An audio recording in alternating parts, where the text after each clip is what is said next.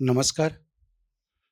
આજે તારીખ 4 મે 2025 રવિવારના રોજ સાંજે 5:30 કલાકે આત્મા હોલ, આશ્રમ રોડ, અમદાવાદ ખાતે હોમ કોમ્યુનિકેશન દ્વારા કવિ, નવલકથાકાર, વાર્તાકાર મનહરલાલ નગીનદાસ ચોકસીની 20મી પુણ્યતિથિએ મધુવન શીર્ષક હેઠળ સાહિત્યિક વ્યાખ્યાનનું આયોજન કરવામાં આવ્યું છે. આપ સૌનું સ્વાગત છે. મધુવન શીર્ષક અંતર્ગત મનહરલાલ ચોકસીના પુત્ર અને જાણીતા કવિ ડૉક્ટર મુકુલ ચોકસી એ મનહરલાલ ચોકસીના જીવન વિશે વક્તવ્ય આપશે, તેમજ મનહરલાલ ચોકસીની કાવ્ય સૃષ્ટિ વિશે જાણીતા કવિ અને ડૉક્ટર માન્ય શ્રી રહીશભાઈ મણિયાર વક્તવ્ય આપશે. બંને વક્તાઓને વિનંતી કે મંચ ઉપર પોતાનું સ્થાન ગ્રહણ કરી આપણે સન્માનપૂર્વક ખૂબ તાળીથી વક્તાશ્રીનું અભિવાદન કરીશું. આપનું સ્વાગત છે. આપ જાણો છો તેમ હોમ કોમ્યુનિકેશન દ્વારા છેલ્લા 12 વર્ષથી દિવંગત સાહિત્યકારોના જન્મદિન પુણ્યતિથિએ સાહિત્યિક વ્યાખ્યાનનું આયોજન થાય છે. તેમજ દર મહિને શબ્દજ્યોતિ શીર્ષક હેઠળ એક હયાત સાહિત્યકારના જન્મદિનની ઉજવણી કરવામાં આવે છે. સાથે સાહિત્યના વિશિષ્ટ કાર્યક્રમો જેવા કે સાહિત્ય પંચામૃત, સંસ્કૃત પર્વ, સંત સાહિત્ય પર્વ, પર્યુષણ સાહિત્ય પર્વ, ગુજરાતી આત્મકથાના 150 વર્ષની ઉજવણી, શબ્દ સંપદા અને પુસ્તક પરિચય જેવા કાર્યક્રમોનું આયોજન થાય છે. આયોજન થયેલ તમામ કાર્યક્રમો યુટ્યુબમાં સાહિત્ય વિમર્શમાં અપલોડ કરવામાં આવે છે, જેથી જે અહીંયા હાજર નથી રહી શક્યા એ લોકો આ કાર્યક્રમનો લાભ લઈ શકે. આજની પેઢી નહીં પરંતુ આવનારી 20 વર્ષ પછીની યુવા પેઢીની નજર આપણી માતૃભાષા ગુજરાતી ભાષાના સર્જકો પર પડે, એ સર્જકોનો વિશિષ્ટ પરિચય મળે, એ સર્જકોએ જે સર્જન કર્યું છે એના તરફ એમની વિશેષ દૃષ્ટિ પડે, એ મુખ્ય હેતુ, તેમજ માતૃભાષા ગુજરાતીની ચિંતા કરવાને બદલે માતૃભાષા ગુજરાતીનું સંવર્ધન થાય, આ મુખ્ય હેતુથી સંસ્થા આ પ્રકારના સાહિત્યિક કાર્યક્રમોનું આયોજન કરે છે. સૌ પ્રથમ વક્તાશ્રીનું આપણે સ્વાગત કરીશું. માન્ય શ્રી સતીશભાઈ વ્યાસ સાહેબને વિનંતી કે ડૉક્ટર મુકુલ ચોકસીનું સ્વાગત કરે.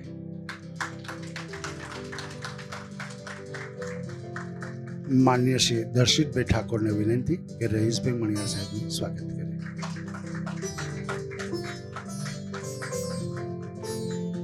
માન્ય શ્રી મુકુલભાઈ ચોકસીને વિનંતી કે વિપુલભાઈ આચાર્યનું સ્વાગત કરે.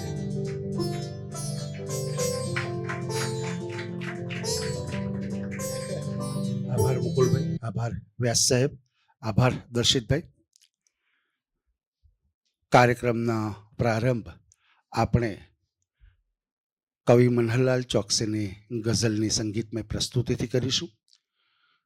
ગઝલોની સંગીતમય પ્રસ્તુતિ આપણી ભાષાના જાણીતા ગાયક સ્વરકાર માન્ય શ્રી વિપુલભાઈ આચાર્ય કરશે અને સાથે તબલા પર સંગત ગિરીશભાઈ તપોધન કરશે. તો માન્ય શ્રી ગિરીશભાઈ અને વિપુલભાઈને વિનંતી કે આપ પ્રસ્તુતિનો આરંભ કરો. સ્વાગત છે. પહેલી ગઝલ હું પ્રસ્તુત કરું છું. ફરી આજ તારો ઘણી વાત કર.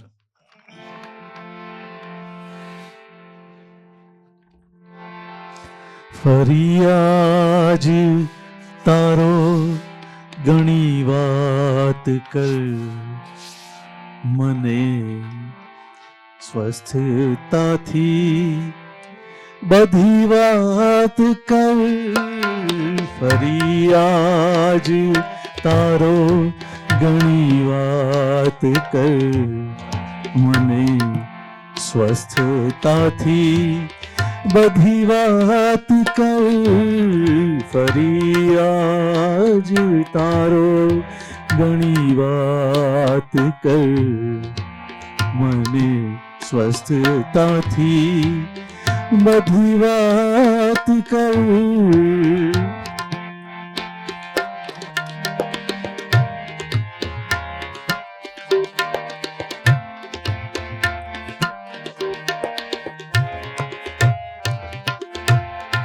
ખબર છે મને એક અફવા હતી, ખબર છે મને એક અફવા હતી, મને એ જ અફવા તણી વાત કર, મને સ્વસ્થતાથી બધી વાત કર, ફરી આજ તારો ઘણી વાત કર, મને સ્વસ્થતાથી બધી વાત કર.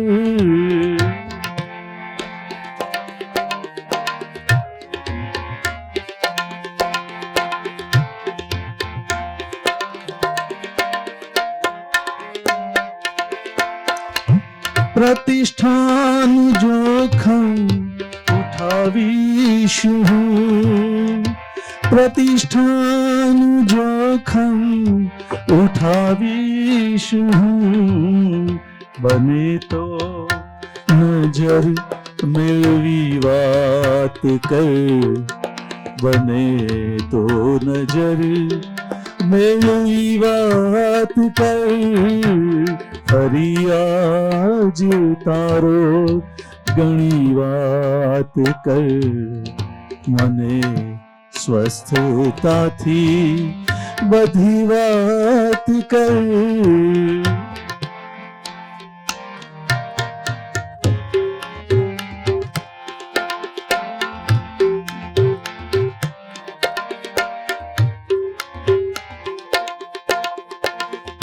હવે મૂક પંચાત ગઈકાલની, હવે મૂક પંચાત ગઈકાલની, તને શું ગમે છે ખરી વાત કર, તને શું ગમે છે ખરી વાત કર, ફરી આજ તારો ઘણી વાત કર, મને સ્વસ્થતાથી ઘણી વાત કર.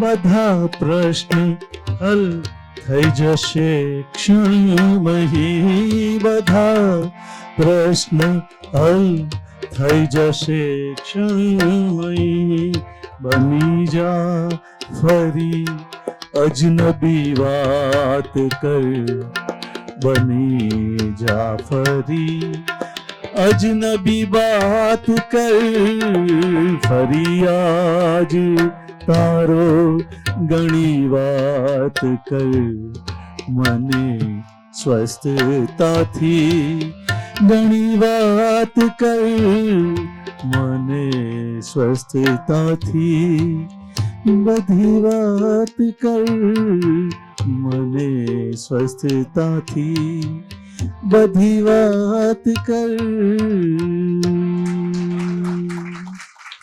ધન્યવાદ. બીજી એક ગઝલ પેશ કરું છું. મળતા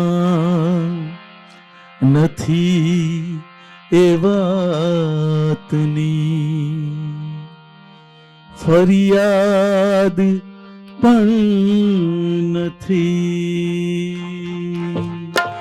મળતા નથી એ વાતની ફરિયાદ પણ નથી.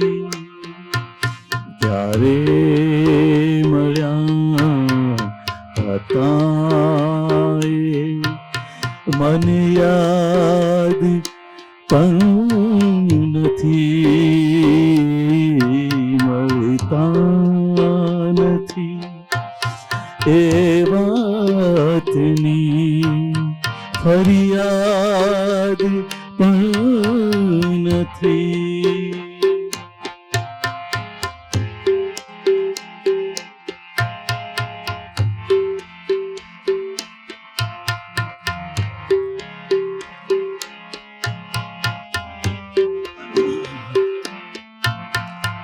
મારી સિતાર તારા સ્વરથી સભલ હતી.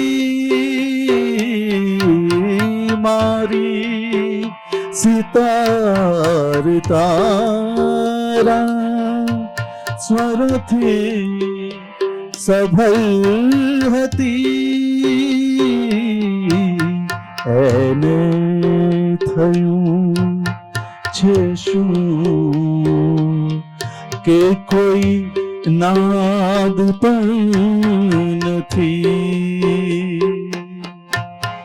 એને થયું છે શું કે કોઈ નાદ પણ નથી. મળતા નથી એ વાતની ફરિયાદ પણ નથી.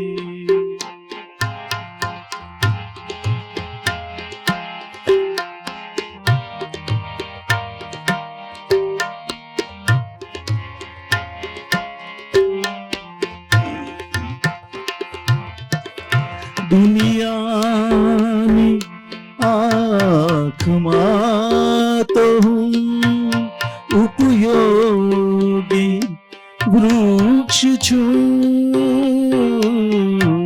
દુનિયાની આંખમાં તો હું ઉપયોગી વૃક્ષ છું.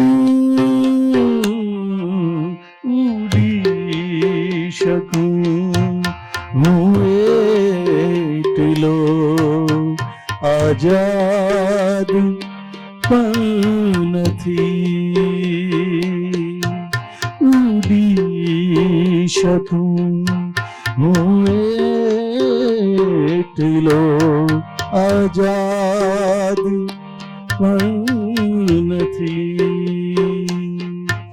મળતા નથી એ વાતની ફરિયાદ પણ નથી.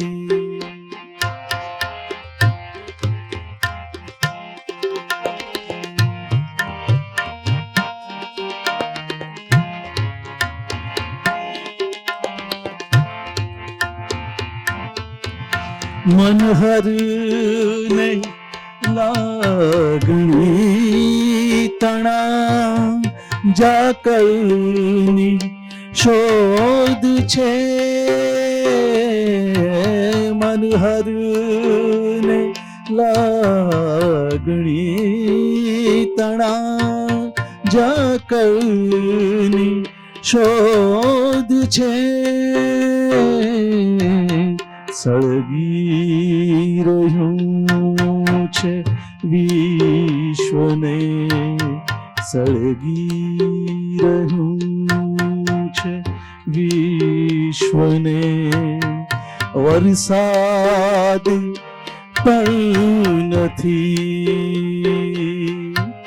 સળગી રહ્યું છે વિશ્વને. વરસાદ પણ નથી. ક્યારે મળ્યા હતા એ મને યાદ પણ નથી.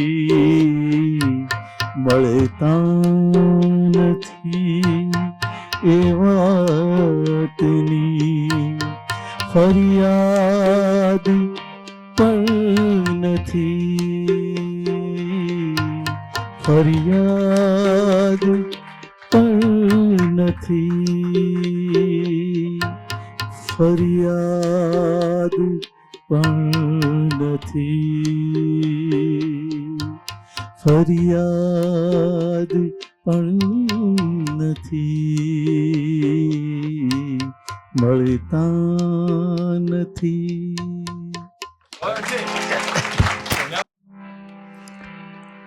ઓમકાર બિંદુની પ્રાર્થના ગઝલમાં છે, ઓમકાર બિંદુની પ્રાર્થના ગઝલમાં છે. સ્વની શોધ માટેની આર્દ્રતા ગઝલમાં છે. સ્વાભિમાનની સાથે નમ્રતા ગઝલમાં છે. નર્મદાને ગંગાની વંદના ગઝલમાં છે.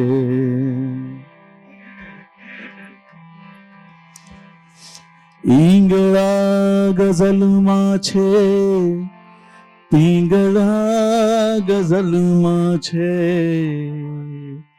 સૂર્યતા ગઝલમાં છે, ચંદ્રતા ગઝલમાં છે.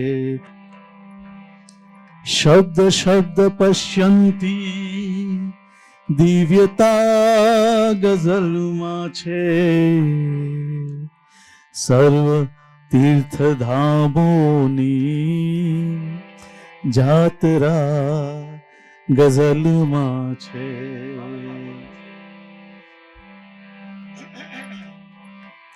આમ બેજ મિશ્રાની ભવ્યતા ગઝલમાં છે. આમ બેજ મિશ્રાની ભવ્યતા ગઝલમાં છે. ક્ષરની સામે અક્ષરની સંપદા ગઝલમાં છે. બહુ સરસ શેર છે. આમ બેજ મિશ્રાની ભવ્યતા ગઝલમાં છે. ક્ષરની સામે અક્ષરની સંપદા ગઝલમાં છે. ધ્યાન યોગ માટેની શુભ્રતા ગઝલમાં છે. શબ્દ કેરી પૂજાને સાધના ગઝલમાં છે. શબ્દ કેરી પૂજાને સાધના ગઝલમાં છે. ઓમકાર બિંદુની પ્રાર્થના ગઝલમાં છે. સ્વની શોધ માટેની આર્દ્રતા ગઝલમાં છે. સ્વાભિમાનની સાથે નમ્રતા ગઝલમાં છે. નર્મદાની ગંગાની વંદના ગઝલમાં છે. થેન્ક યુ, ધન્યવાદ. માન્ય શ્રી વિપુલભાઈ આચાર્યની પ્રસ્તુતિથી આપણને ભીની લાગણી થઈ હોય તો ખૂબ તાળીથી એમનું સન્માન કરીએ. માન્ય શ્રી વિપુલભાઈ, આપને વંદન, આપનો આભાર. માન્ય શ્રી વિપુલભાઈ આચાર્યને વિનંતી કે તબલા વાદક ગિરીશભાઈ તપોદીનું સ્વાગત કરે.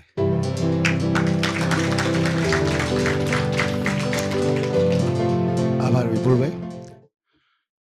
હવે કાર્યક્રમની રૂપરેખા કંઈક આ પ્રકારે રહેશે.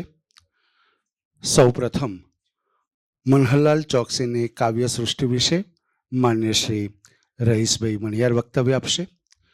ત્યારબાદ મનહરલાલ ચોકસીના જીવન વિશે માન્ય શ્રી મુકુલભાઈ ચોકસી વક્તવ્ય આપશે. બંને વક્તાઓના વક્તવ્યની વચ્ચે સંચાલકની કોઈ ભૂમિકા રહેશે નહીં, જેની ખાસ નોંધ લેવા વિનંતી. વક્તાશ્રીને વક્તવ્ય પહેલાં અને વક્તવ્ય બાદ સન્માનપૂર્વક આપણે વક્તાશ્રીનું તાળીથી અભિવાદન કરીશું એવી નમ્ર વિનંતી. તો માન્ય શ્રી રહીશભાઈ મણિયાર સાહેબને વિનંતી, આપ આવો અને વક્તવ્યનો પ્રારંભ કરો. સ્વાગત છે.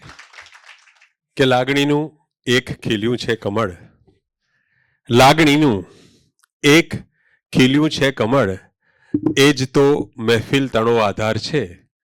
ને ઉત્સવોની રાહ હું જોતો નથી, કે ઉત્સવોની રાહ હું જોતો નથી. તું મળે છે એટલે તહેવાર છે, તું મળે છે એટલે તહેવાર છે. તો આ કદાચ મારા સંચાલનનો કે ઘણા બધા કવિઓ જે સંચાલકો છે એનો એકાદ દિવસ પણ એવો ભાગ્યે જ ઉગતો હશે જ્યારે સુરતના ગઝલ ઉસ્તાદ મનહરલાલ ચોકસીને એમની આ પંક્તિઓ રૂપે હું અને બીજા કવિઓ યાદ નહીં કરતા હોય. તો આ એમની પંક્તિ છે જે કાયમ તમે મને બોલતા સાંભળ્યો હશે. લાગણીનું એક ખીલ્યું છે કમળ, એ જ તો મહેફિલ તણો આધાર છે. ઉત્સવોની રાહ હું જોતો નથી, તું મળે છે એટલે તહેવાર છે. તો આજે ઓમ કોમ્યુનિકેશનના નેજા હેઠળ એમના સ્મરણના તહેવારમાં બોલવાનું છે, એનો આનંદ છે.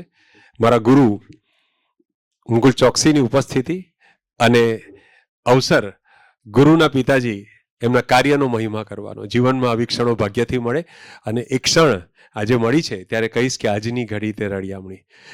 મનીષ પાઠકનો આભાર માનું કે મને અમદાવાદ મુકામે આ તક આપી કે હું મનહરલાલ ચોકસી વિશે વાત કરું. યુવાનીમાં મનહરલાલ ચોકસીએ પોતાની પ્રિયતમાને નિખાલસતાથી કદાચ કહ્યું હશે, મુકુલભાઈ, કે 4 અક્ષર યાદ રાખી લો તમે, 4 અક્ષર યાદ રાખી લો તમે, નામ મનહર કંઈ બહુ મોટું નથી. કે નામ મનહર કઈ અને પાછું મન હરી લે એવું નામ. તો આ 4 અક્ષરને આપણી 4 દિશાઓ બનાવીને આજે આપણે વાત કરીશું. મનહરભાઈ એમ લખ્યું હતું કે તારો અવાજ એક વખત સાંભળ્યો હતો, માનું છું તારા શબ્દમાં ટહુકાનું ઘર હશે. તો એ ટહુકાના ઘરમાં આપણે બાઅદબ પ્રવેશ કરીએ.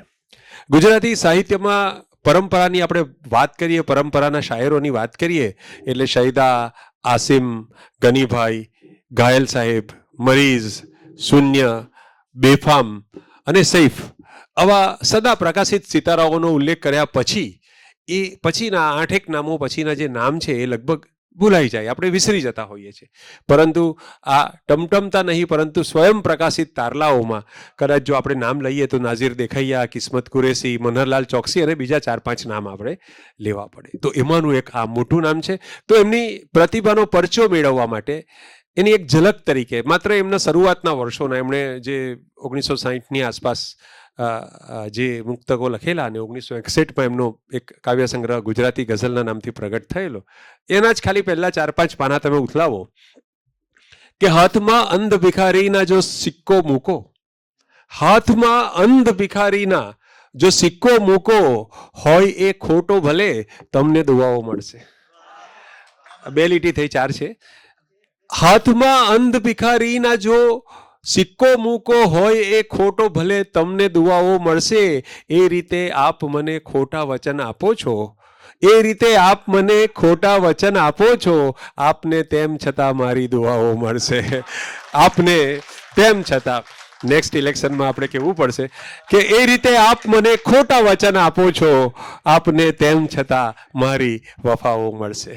બીજું એક મુક્તક જુઓ, મનહરલાલ ચોકસી એમની બાની જુઓ કે એક પ્રેમીથી હૃદયની વેદના વાદળીના દેહ પર અંકાઈ ગઈ. કે એક પ્રેમીથી હૃદયની વેદના વાદળીના દેહ પર અંકાઈ ગઈ. પત્ર વાંચીને ગગન રોઈ પડ્યું, કે પત્ર વાદળ રૂપે લખેલો, પત્ર વાંચીને ગગન રોઈ પડ્યું ને ધરાની ચૂંદડી ભીંજાઈ ગઈ, ને ધરાની ચૂંદડી ભીંજાઈ ગઈ. માણસ જગતમાં કોક તો પોતીકું જોઈએ. માણસ જગતમાં કોક તો પોતીકું જોઈએ ને ડૂબી જવા તળાવ પણ બાપીકું જોઈએ, કે ડૂબી જવા તળાવ પણ બાપીકું જોઈએ ને પાલવ તજી ગયો છે અમારા નિવાસને, પાલવ તજી ગયો છે અમારા નિવાસને, અશ્રુઓ ઝીલવા હવે ઓશીકું જોઈએ. કે પાલવ તજી ગયો છે, પાલવ હતો જે આંસુ લૂછતો હતો પણ એ તજી ગયો છે, પાલવ તજી ગયો છે અમારા નિવાસને, અશ્રુઓ ઝીલવા હવે ઓશીકું જોઈએ. અને એમનો એક મતલા એક શેર બહુ મજા પડે એવો છે કે આંખ ભીની હોય ત્યારે સ્મિત મુખ પર જોઈએ, કે આંખ ભીની હોય, સુધીરભાઈ સાંભળજો, કે આંખ ભીની હોય ત્યારે સ્મિત મુખ પર જોઈએ, જિંદગીની બેઉ બાજુ એમ સરભર જોઈએ. અને આટલા વર્ષે હવે ઇકરાર ના કરશો તમે. કલ્પના કરો કે વર્ષો પછી રિયુનિયનમાં તમારી ગમતી છોકરી મળે છે, તમારે એને કહેવું પડે કે આંખ ભીની હોય ત્યારે સ્મિત મુખ પર જોઈએ, જિંદગીની બેઉ બાજુ એમ સરભર જોઈએ, ને આટલા વર્ષે હવે ઇકરાર ના કરશો તમે, જામશું કે ઝેરશું સગડું સમય પર જોઈએ, જામશું કે ઝેરશું સગડું સમય પર જોઈએ. તો આજ એમની ઝલક હતી એ શાયર મનહરલાલ ચોકસી. મનહરલાલ ચોકસીની શરૂઆતની ગઝલો તમે જુઓ એટલે મરીઝ, ઘાયલ, શૂન્ય, ગની ચાચા આ બધા મોટા શાયરો કરતાં જરાય ઉતરતી નહીં. એમનો પહેલો સંગ્રહ ગુજરાતી ગઝલ વાંચો એટલે આની પ્રતીતિ થાય. પરંપરાના સૌ શાયરો એમનો આદર કરતા, એના અમે સાક્ષી છીએ. એક સત્વશીલ, એક શક્તિશાળી શાયરનો એક ઉદયમાન સિતારા તરીકે ગઝલના આકાશમાં પ્રવેશ થયો, એ જ રીતે એમની નોંધ લેવાતી. પરંતુ એમનું વ્યક્તિત્વ એવું કે મુશાયરાઓની દુનિયાના ફોકસમાં રહેવાનું એમને ફાવ્યું નહીં. ગઝલની દુનિયામાં ઝળહળીને સ્પોટલાઇટના સૂરજ બનવાના બદલે નિરપેક્ષ, એકનિષ્ઠ ગઝલનો દીવો પ્રગટાવીને સાધના કરી, પોતાની ગઝલની જ્યોતિને પ્રજ્વલિત રાખી અને સાથી કવિઓને પણ એમનો પ્રકાશ મળ્યો. એમને કદાચ પ્રતિષ્ઠા ઓછી મળી પણ પ્રેમ અઢળક મળ્યો. સતીશભાઈ એના સાક્ષી છે. સિદ્ધ કે પ્રસિદ્ધ થવાના બદલે મનહરભાઈ માત્ર મિત્રતા અને પવિત્રતામાં રમમાણ રહ્યા. એક ગઝલમાં તેઓ નમ્રતાથી કહે છે કે પાત્રતા છે ક્યાં મને દરિયો મળે, પાત્રતા છે ક્યાં કે મને દરિયો મળે, પ્રેમની છાલક ભલે ખોબો મળે, કે પ્રેમની છાલક ભલે ખોબો મળે, ને કંટકો કુમકુમ તિલક જો ના કરે. આ શીર સાંભળજો. કુમકુમ તિલક આપણે પણ આ કોને કરવા? કંટકો. કંટકો કઈ રીતે કુમકુમ તિલક કરે? હા, એ કલ્પનાનો વિષય છે કે કંટકો કુમકુમ તિલક જો ના કરે, સી રીતે મંજિલ તણો રસ્તો મળે, સી રીતે મંજિલ તણો રસ્તો મળે. એમની ગઝલોમાં એમના ભાવ અને સ્વભાવનું નિવેદન છે. કે છે તારે જ હાથે ઘાવ મુકદ્દરની વાત છે, કે તારે જ હાથે ઘાવ મુકદ્દરની વાત છે, મારો વળી બચાવ મુકદ્દરની વાત છે. ને ફરિયાદ ખાલી જામની પણ મેં કરી નથી, કે ફરિયાદ ખાલી જામની પણ મેં કરી નથી, આવો સરસ સ્વભાવ મુકદ્દરની વાત છે. ને મનહર હું સ્વપ્નમાંય નથી કોઈને નડ્યો. સત્ય છે એમના જીવનનું કે મનહર હું સ્વપ્નમાંય નથી કોઈને નડ્યો, તો પણ મળ્યા છે ગાવ મુકદ્દરની વાત છે. મનહરલાલ ચોકસીનો જન્મદિવસ 29મી સપ્ટેમ્બર અને વર્ષ પણ 1929. હવે લતાજીનું જન્મનું વર્ષ પણ 1929. લતાજી પણ સપ્ટેમ્બરમાં જન્મેલા, પણ મનહરભાઈ કરતા એક દિવસ પહેલા 28મી સપ્ટેમ્બરે એમનો જન્મ અને 29મીએ એક દિવસ પછી મનહરલાલ આવ્યા. ભગવતી કુમાર શર્મા એ કાયમ કહેતા કે લતાજી અને મનહરભાઈમાં એક સામ્ય તો છે. એ લતાજીએ અધધ કહી શકાય એટલા હજારો ગીતો ગાયા અને મનહરભાઈએ હજારો ગઝલો લખી. મનહરલાલ ચોકસીના પિતા વ્યવસાય સોની હતા અને શોખથી પહેલવાન હતા, એટલે મુકુલભાઈના દાદા. પણ મનહરભાઈને ન તો સોનીની હથોડી ફાવી, ન તો પેલું મલખમ ફાવ્યું, એટલે એમણે કલમ પકડી. એમનું ઘર જૂના સુરતના નવાપુરા દાળિયા શેરીમાં મધુવનમાં રહેવા આવ્યા એ પહેલા ભાગળ પર એમની સોનીની પારિવારિક દુકાન, અને આ સોનીની દુકાન છોડીને એ જતા સાયકલની દુકાન પર. નજીકમાં ઝાપા બજારમાં અમીન આઝાદની સાયકલની દુકાન, એ સુરતના શાયરોનું મિલન સ્થાન. હા, ત્યાં એમ કહેવાય છે કે દુકાન પંક્ચરની હતી પણ ટાયરો કરતા શાયરો વધુ જોવા મળતા. તો 14 વર્ષની કાચી ઉંમરે મનહરભાઈ સુરતની આ તત્કાલીન ગઝલમય આબોહવા છે એનાથી રંગાયા. ગઝલ નામનો હીરો એમની નજરે ચડી ગયો તો એ હીરો હસ્તગત કરવા માટે એમણે સોનાની લગડી મૂકી દીધી અને અમીન આઝાદ, ગની દહીવાલા, આસિમ રાંદેરી, રતિલાલ અનિલ અને જ્યારે જ્યારે સુરત હોય ત્યારે મરીદ સાહેબ આ સૌની સંગતમાં મનહરભાઈની યુવા પ્રતિભાને પહેલ પડવા લાગ્યા. આમાં એક દિવસ અચાનક ભગવતી કુમાર શર્માનો પ્રવેશ થયો. ભગવતી કુમાર શર્મા અને મન્નલાલ ચોકસીએ સુરતના ગઝલકારોની અવિભાજ્ય જોડી. હમણાં જ સતીશભાઈ સાથે વાત કરતો હતો કે ભગવતીભાઈનો એ ક્રમ કે રોજ સાંજે ગુજરાત મિત્રમાંથી નીકળી અને મનહરભાઈ સાથે બેસતા. તો આ જે જોડી હતી 2004ની સાલમાં મનહરભાઈના અવસાનથી તૂટી. 1984 થી 2004 સુધી 20 વર્ષ તો મેં ખુદ આ બંને વડલાઓના સાનિધ્યમાં વિતાવ્યા છે. પણ એમની દોસ્તી તો એનાથી પણ 3-4 દાયકા જૂની. મેં જોયું, હંમેશા માગ કર્યું છે કે ભગવતીભાઈ હંમેશા મનહરભાઈ કે બીજું કંઈ નહીં, ઉસ્તાદ કહેતા. એમને ઉસ્તાદ કહીને સંબોધન કરતા. હવે ઉસ્તાદ એટલે ગુરુ, હા, શિક્ષક. તો પછી તો અમે બધા જ મનહરભાઈને ઉસ્તાદ જ કહેતા. સુરતમાં એમને સૌ ઉસ્તાદના નામથી જ ઓળખતા. તો આ સંબંધની શરૂઆત કઈ રીતે થઈ એની વાત ભગવતીભાઈએ એક લેખમાં કરી છે.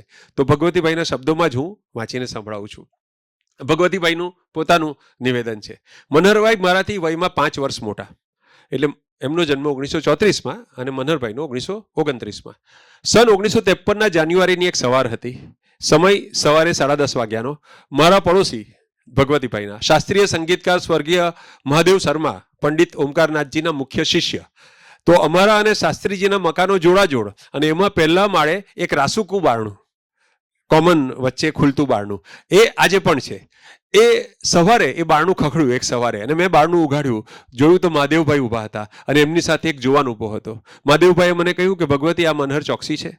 મારે ઘેર શાસ્ત્રીય સંગીત શીખવા આવે છે પણ એમાં એને બહુ ફાવટ આવતી નથી. પણ તારી જેમ એ પણ કવિતા લખે છે. તો મને થયું કે લાવ તમારા બંનેનો પરિચય કરાવું. હવે ભગવતીભાઈ કહે છે, મેં એ જુવાન ભણી જોયું.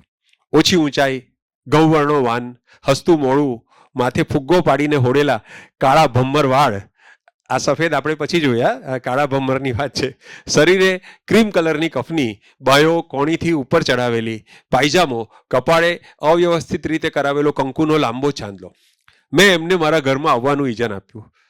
તે સ્ટૂલ પર ચડીને, એ જૂના જમાનામાં જે બારણું આવતું ને તે થોડુંક ઊંચું હોય, તો સ્ટૂલ પર ચડીને ઠેકડો મારીને સ્ફૂર્તિથી તેઓ મારા ઘરમાં આવ્યા. કહો કે મારા ઘરમાં નહીં, મારા જીવનમાં પ્રવેશ્યા. મારી વય ત્યારે 19 વર્ષની, એમની 24ની. જીવનમાં સ્થિર સ્થાયી થવાના હું રીતસર ઝાવા મારી રહ્યો હતો. થોડું થોડું ગદ્ય પદ્ય લખવા ઉપરાંત સંગીત, નાટક વગેરે ક્ષેત્રોમાં સક્રિય હતો. મોહલ્લાના સમવયસ્ક મિત્રો સાથે અમે શ્રી પ્રકાશ મંડળ સ્થાપેલું. તેના ઉપક્રમે 26મી જાન્યુઆરીના પ્રજાસત્તાક દિનની અમે ઉજવણી કરવાના હતા. 1953ની વાત કરે છે. એના રિહર્સલ્સ મારા ઘરમાં ચાલતા હતા. હું મનહરભાઈને ત્યાં લઈ આવ્યો. મારા મિત્રો સાથે એમની ઓળખાણ કરાવી. વાતમાં એ સંકોચથી બોલ્યા કે હું ગઝલો લખું છું ગુજરાતીમાં અને ઉર્દુમાં. તો હું પણ ત્યારે ગઝલ લેખન ક્ષેત્રે ભાંખોડિયા ભરવા મથતો હતો. છંદ શુદ્ધિ હજુ મને હાથ તાળી દઈ રહી હતી. મારા મનમાં ઝબકારો થયો, અરે જે સમાનધર્મી મિત્રની મને શોધ હતી એ આજ તો નહીં. મારા મિત્રો ઘણા હતા પણ એમાં સાહિત્યાભિમુખ કોઈ નહીં, શબ્દસેવી કોઈ નહીં. મનહરભાઈ જ મારા સૌપ્રથમ સાહિત્ય મિત્ર બન્યા અને પછી અમારી મૈત્રી આજીવન ટકી રહી. ભગવતીભાઈ આગળ લખે છે, મેં એમને મારી કાચી પાકી ગઝલો બતાવી. ભગવતીભાઈ લખે છે, એમાં છંદ દોષો હતા જ. એમણે વિનમ્રતાથી એનું નિવારણ કર્યું. પછી તો અમારી દોસ્તી રોજના મિલનોમાં પરિણમી. રોજ સાંજે કોઈ પણ કારણ વગર અમે મળતા. વર્ષો સુધી આ ક્રમ ચાલ્યો. મનહરભાઈએ સૌ પ્રથમવાર જે મુશાયરામાં કવિ તરીકે ભાગ લીધેલો તે સુરતના નવસારી બજારમાં યોજાયેલો. એ કદાચ ઉર્દુ અને ગુજરાતી શાયરોનો સંયુક્ત મુશાયરો હતો અને હું એમાં શ્રોતા તરીકે હાજર હતો. ભગવતીભાઈ શ્રોતા તરીકે હાજર હોય એ પણ ઐતિહાસિક મુશાયરો થઈ જાય, કેમ કે એમણે આવી રીતે ઘણી બધી ઇતિહાસના માણસ હતા, પત્રકાર હતા, એટલે બહુ સરસ આ બધું ડોક્યુમેન્ટેશન એમણે કરેલું છે. તો તેથી મનહરભાઈ બહુ ખુશ હતા અને વારંવાર કહેતા કે મારા પહેલા મુશાયરાના પરફોર્મન્સના ભગવતીભાઈ સાક્ષી છે. અને એ મુશાયરામાં એમણે અમીરોને અર્પણ એવા શીર્ષકથી એક તરક્કી પસંદ રંગની નઝમ જુસ્સાપૂર્વક રજૂ કરેલી અને એમાં એમને ઘણી સફળતા પણ મળેલી. તો આ ભગવતીભાઈનું કોટ પૂરું થયું. નવસારી બજારના ઉર્દુ મુશાયરાથી વાત આગળ ચલાવી. એમની શરૂઆતની તમે ગઝલો જોશો તો છેલ્લી પંક્તિમાં એટલે કે મક્તાના શેરમાં મુનવ્વર આવું તખલ્લુસ જોવા મળશે. અને જેમ કે ગઝલ હું વાંચું છું એમની, દર્દ આ પ્રેમનું ચાહું છું કે યારી આપે, દર્દ આ પ્રેમનું ચાહું છું કે યારી આપે, જિંદગી એળે ગઈ અંત સુધારી આપે. જિંદગી એળે ગઈ અંત સુધારી આપે ને જિંદગી લાખ વખત તારા ચરણમાં અર્પણ. જિંદગી લાખ વખત તારા ચરણમાં અર્પણ, દાવ બમણો યદી હારેલ જુગારી આપે. ને પ્રેમના માર્ગ ઉપર દિલનું સમર્પણ તો જુઓ, કે પ્રેમના માર્ગ ઉપર દિલનું સમર્પણ તો જુઓ. અશ્રુ માંગે જો કોઈ આંખ ઉતારી આપે, અશ્રુ માંગે જો કોઈ આંખ ઉતારી આપે. અને આ મક્તાનો શેર છે, એમાં મનહરના બદલે કયો શબ્દ છે જોજો. પ્રેમનો હક છે મુનવ્વરને કઈ આ રીતે, પ્રેમનો હક છે મુનવ્વરને કઈ આ રીતે, જિંદગી પ્રેમના સ્વપ્નોમાં ગુજારી આપે. તો ધીરે ધીરે પછી તો એ જમાનાના જે જૂના ઉર્દુ શાયરો હતા એ ક્યારેક મળતા 80, 85, 87ની સાલમાં, તો આપણે કહીએ ને મનહરભાઈ, તો કે કોણ? મુનવ્વર સુરતી એમ કે. એટલે ઉર્દુ જગતમાં એ મુનવ્વર સુરતી તરીકે વિખ્યાત હતા. તો ધીમે ધીમે ઉર્દુ ગઝલ અને મુનવ્વર તખલ્લુસથી બંનેથી છેડો છૂટ્યો. બહુ જલ્દી ભગવતી કુમાર શર્માની સંગાથે તેઓ સુરતની ગઝલ પ્રવૃત્તિનું કેન્દ્ર બન્યા. મનહરભાઈને 20 વર્ષની ઉંમરે જ કારકુન તરીકે સુરત ડિસ્ટ્રિક્ટ બેંકમાં નોકરી મળી ગયેલી, એટલે આર્થિક સ્થિરતા આવી ગયેલી. તેઓ નિવૃત્ત થયા ત્યાં સુધી એક જ બેંકમાં રહ્યા. સતત 39 વર્ષ મુકુલભાઈ એમણે ડિસ્ટ્રિક્ટ બેંકમાં નોકરી કરી. 40 વર્ષ સુધી એ જ ક્રમ, દિવસ આંકડા સાથે વીતે અને સાંજ શબ્દો સાથે. 58 વર્ષે રિટાયર થયા ત્યાં સુધી મનહરભાઈને માઇગ્રેનની તકલીફ રહી. રોજ માથું દુખે ને ક્યારેક વોમિટ કરતા, બરાબર ને? તો મને એમ લાગે છે કે કદાચ મગજમાં શબ્દો અને આંકડાનું મલ્લયુદ્ધ થતું હશે. દિવસના આંકડા, સાંજે શબ્દો. નિવૃત્ત થયા એ દિવસથી એમની આધાશીસી ગઈ. જે દિવસે રિટાયર થયા એ દિવસથી માથું દુખવાનું બંધ. નિવૃત્ત થયા પછી આધાશીસી ગઈ અને આખું શીશ ગઝલને સમર્પિત થયું. તો ઉર્દુ કવિતામાં જ્યારે પ્રગતિશીલ શાયરીની બોલબાલા હતી ત્યારે મનહરભાઈ શરૂઆતમાં એના પ્રભાવમાં હતા. ખાસ કરીને મજરૂ સુલતાનપુરી, કૈફી આઝમી એ એમના પ્રિય શાયરો, અને બહુ પ્રેમથી વાત કરતા કે આ લોકો સાથે મુશાયરા કરેલા હોય. એકવાર તો એ બધાએ મળીને કૈફી આઝમીને મુકુલભાઈ બોલાવેલા ને સુરત, કૈફી આઝમીને એકવાર સુરત એ લઈ આવેલા. તો આ વાત બહુ રસપૂર્વક એ કરતા.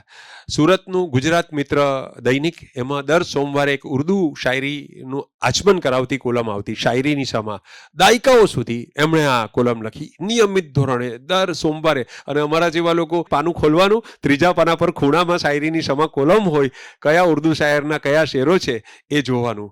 તો નવાઈ એ વાતની આજે થાય કે ત્યારે સોશિયલ મીડિયા નહોતું, ત્યારે કોઈ આવા ઇન્ટરનેટ નહોતા, તો નવી નવી ઉર્દુ ગઝલો ક્યાંથી એ મેળવતા હશે? દર અઠવાડિયે નવી ચોટદાર ઉર્દુ ગઝલો લઈ આવે અને પાછું છેલ્લે નીચે 1-2 ગુજરાતી શેરો પણ લખતા. તો મારા જેવા અનેક નવલોહિયાઓને ઉર્દુ ગઝલનો પરિચય જ એમની આ કોલમથી થયો. જૈન ધર્મમાં એમનો જન્મ, પણ કોઈ પણ નકાર નિષેધ વગર તેઓ સર્વનો સમાસ બન્યા. સુરતની મધુવન સોસાયટીમાં, આ મધુવન નામ જેના પરથી એમનું ઘર હતું, એની બરાબર સામે મુસ્લિમ નાઈઓનો મોહલ્લો હતો, ખલીફા મોહલ્લો. અને જેમની સંગાથે મુકુલભાઈ મોટા થયા. મનહરભાઈનું એક મુક્તક છે કે મસ્જિદોમાં ઇમામ જેવો છું, મસ્જિદોમાં ઇમામ જેવો છું, મંદિરોમાં હું રામ જેવો છું, રૂપ મારું સદાય બદલાતું, મય કદામાં હું જામ જેવો છું, કે મય કદામાં હું જામ જેવો છું. પણ શરાબ કે શબાબનો લગાવ એમને નહોતો. આ ભોળા સ્વીકારશીલ જીવને સૌ ગઝલકારોને હોય એમ ઈશ્વર કે દુનિયા સામે કોઈ ખાસ ફરિયાદો પણ નથી. એ કહે છે કે ફરિયાદ કરવી હોય તો બહુએ થઈ શકે. પલાસ કે ફરિયાદ કરવી હોય તો બહુએ થઈ શકે, સંતોષ છે પરંતુ મને ઇંતેજામથી, કે સંતોષ છે પરંતુ મને ઇંતેજામથી. આ ઇંતેજામ એટલે કુદરતની વ્યવસ્થા, માલિકનો નિઝામ, માલિકે જે ગોઠવ્યું છે એનાથી તેઓ રાજી હતા. કીર્તિની, લોકપ્રિયતાની એમને ક્યારેય લાલસા નહોતી. સુરતમાં બીજા કવિઓ, તે સમયે સોશિયલ મીડિયા નહોતું આજના જેવું, પણ છતાં મોટા જ્યારે મુશાયરા થતા તો એમાં સ્થાન મેળવવા માટે પૂરી તાકાત લગાવી દેતા. એકાદ મુશાયરામાં તો બંદૂક પણ ઉછળેલી સુરતમાં. બેકાર રાંધેરી સંચાલન કરતા હતા ને ત્યારે થોડું આમ વાતાવરણ બહુ ગરમ હતું. પણ આવા સમયમાં પણ મનહરભાઈએ કોઈ પણ જાતની હરીફાઈ, હુંસાતુસીથી મુક્ત રહીને માત્ર સાધનાની જેમ ગઝલ લખી છે. મોખરાના શાયર બનીને મુશાયરા ગજાવવાનું એમનું ગજું હતું, પણ એમણે એ સપનું કદી જોયું નહીં. સતત 6 દાયકા એમણે ગઝલ લખી, લગભગ રોજ લખી. વ્યસનની જેમ નહીં પણ પ્રાર્થનાની જેમ ઓમકાર બિંદુની પ્રાર્થના ગઝલમાં છે, સ્વની શોધ માટેની આર્દ્રતા ગઝલમાં છે. 6 દાયકાના 20,000 દિવસ થાય લગભગ અંદાજે. લગભગ રોજની એક લેખે ગઝલ લખી હશે. 10,000 જેટલી ગઝલો તો એમની ડાયરીમાં છે. માત્ર ડાયરીમાં ડાયરીના પાના પર ગઝલને સાચવી રાખે. આ ડાયરીમાં સચવાયેલી અથવા ધરબાયેલી ગઝલો ક્યારેય કોઈને સંભળાવવાનો કે છપાવવાનો ન તો મોહ રાખ્યો. ડાયરીને ABCD એવા નંબર આપતા. આપણી તો એક ડાયરી હોય તો આપણને એમ થાય કે ઓહો મેં ડાયરી ભરી નાખી. એમની ડાયરી ABCDEFG કરીને 26 ડાયરી પૂરી થઈ. આલ્ફાબેટ પૂરા થઈ ગયા, પણ હવે હજુ ગઝલો તો બાકી હતી. એટલે પછી શું કર્યું? AABBCCDD આવી રીતની એમની ડાયરીઓ છે. પણ આટલા વિપુલ સર્જન, રોજ લખવાની ગઝલ એટલે લખવાની, એમાં બીજી કોઈ મગજમારી જ નહીં જોઈએ. એટલે મુકુલભાઈ એના વિરોધમાં શેર પણ લખ્યો કે ખાઈ પીને નાહીને કવિતા નથી બનતી હે દોસ્ત, લોહી વહે ત્યારે જ કાગળ વચ્ચે ધરવો જોઈએ. મનહરભાઈના નામે 3 સંગ્રહો બોલે છે. એક ગુજરાતી ગઝલ નામનો નાનો સંગ્રહ 1964ના જાન્યુઆરી મહિનામાં પ્રગટ થયેલો. શીર્ષક પણ કેવું, ગુજરાતી ગઝલ. હા, નાનકડો સંગ્રહ છે. પછી બીજા 2 સંગ્રહો આવ્યા. અક્ષર નામે સંગ્રહ 1973માં, અને વૃક્ષોના છાંયડાઓ મને ઓળખી ગયા. એમનો બહુ મજાનો શેર છે કે વૃક્ષોના નામ યાદ હું રાખી શક્યો નથી, કે વૃક્ષોના નામ યાદ હું રાખી શક્યો નથી, વૃક્ષોના છાંયડાઓ મને ઓળખી ગયા. તો આ નામથી એમનો સંગ્રહ 1999માં એક મુક્તક સંગ્રહ પણ એમનો થયેલો, હવાનો રંગ એ નામથી. તો 10,000 ગઝલો છે, એમાંથી 300 છપાઈ, 3% પ્રકાશન. તો જીવતે જીવત પુસ્તકો છપાવવા માટે કોઈ કદી ઉધામાં નહીં. સિનિયરોમાં ગની ચાચાની પ્રગતિથી પોતે રાજી થાય કે ઓહો ગની ચાચા ગુજરાત આખું ગનીભાઈને ઓળખે. ભગવતીભાઈની પ્રગતિથી પોતે રાજી થાય, ઓહો ભગવતીભાઈને આખું ગુજરાત ઓળખે. જુનિયરોમાં પછી તો એમનાથી નાના નયનભાઈ આગળ આવ્યા તો એ ખુશ થાય, મુકુલ આગળ આવે કે હું આગળ આવું, મારી પ્રગતિથી પણ એ ખૂબ રાજી થતા. તો જીવનના મહત્વના તબક્કે સહેજ પણ સ્પર્ધા ભાવ નહીં. ગમતું મળે તો અલા ગુંજે ન ભરીએ, ગમતાનો કરીએ ગુલાલ. એ ન્યાય જે પણ યુવાન એમની પાસે આવે, નબળા કવિઓ પણ આવે, એમની પણ કવિતા સાંભળે, એમને પણ સુધારી આપે, એમને પણ શીખવે.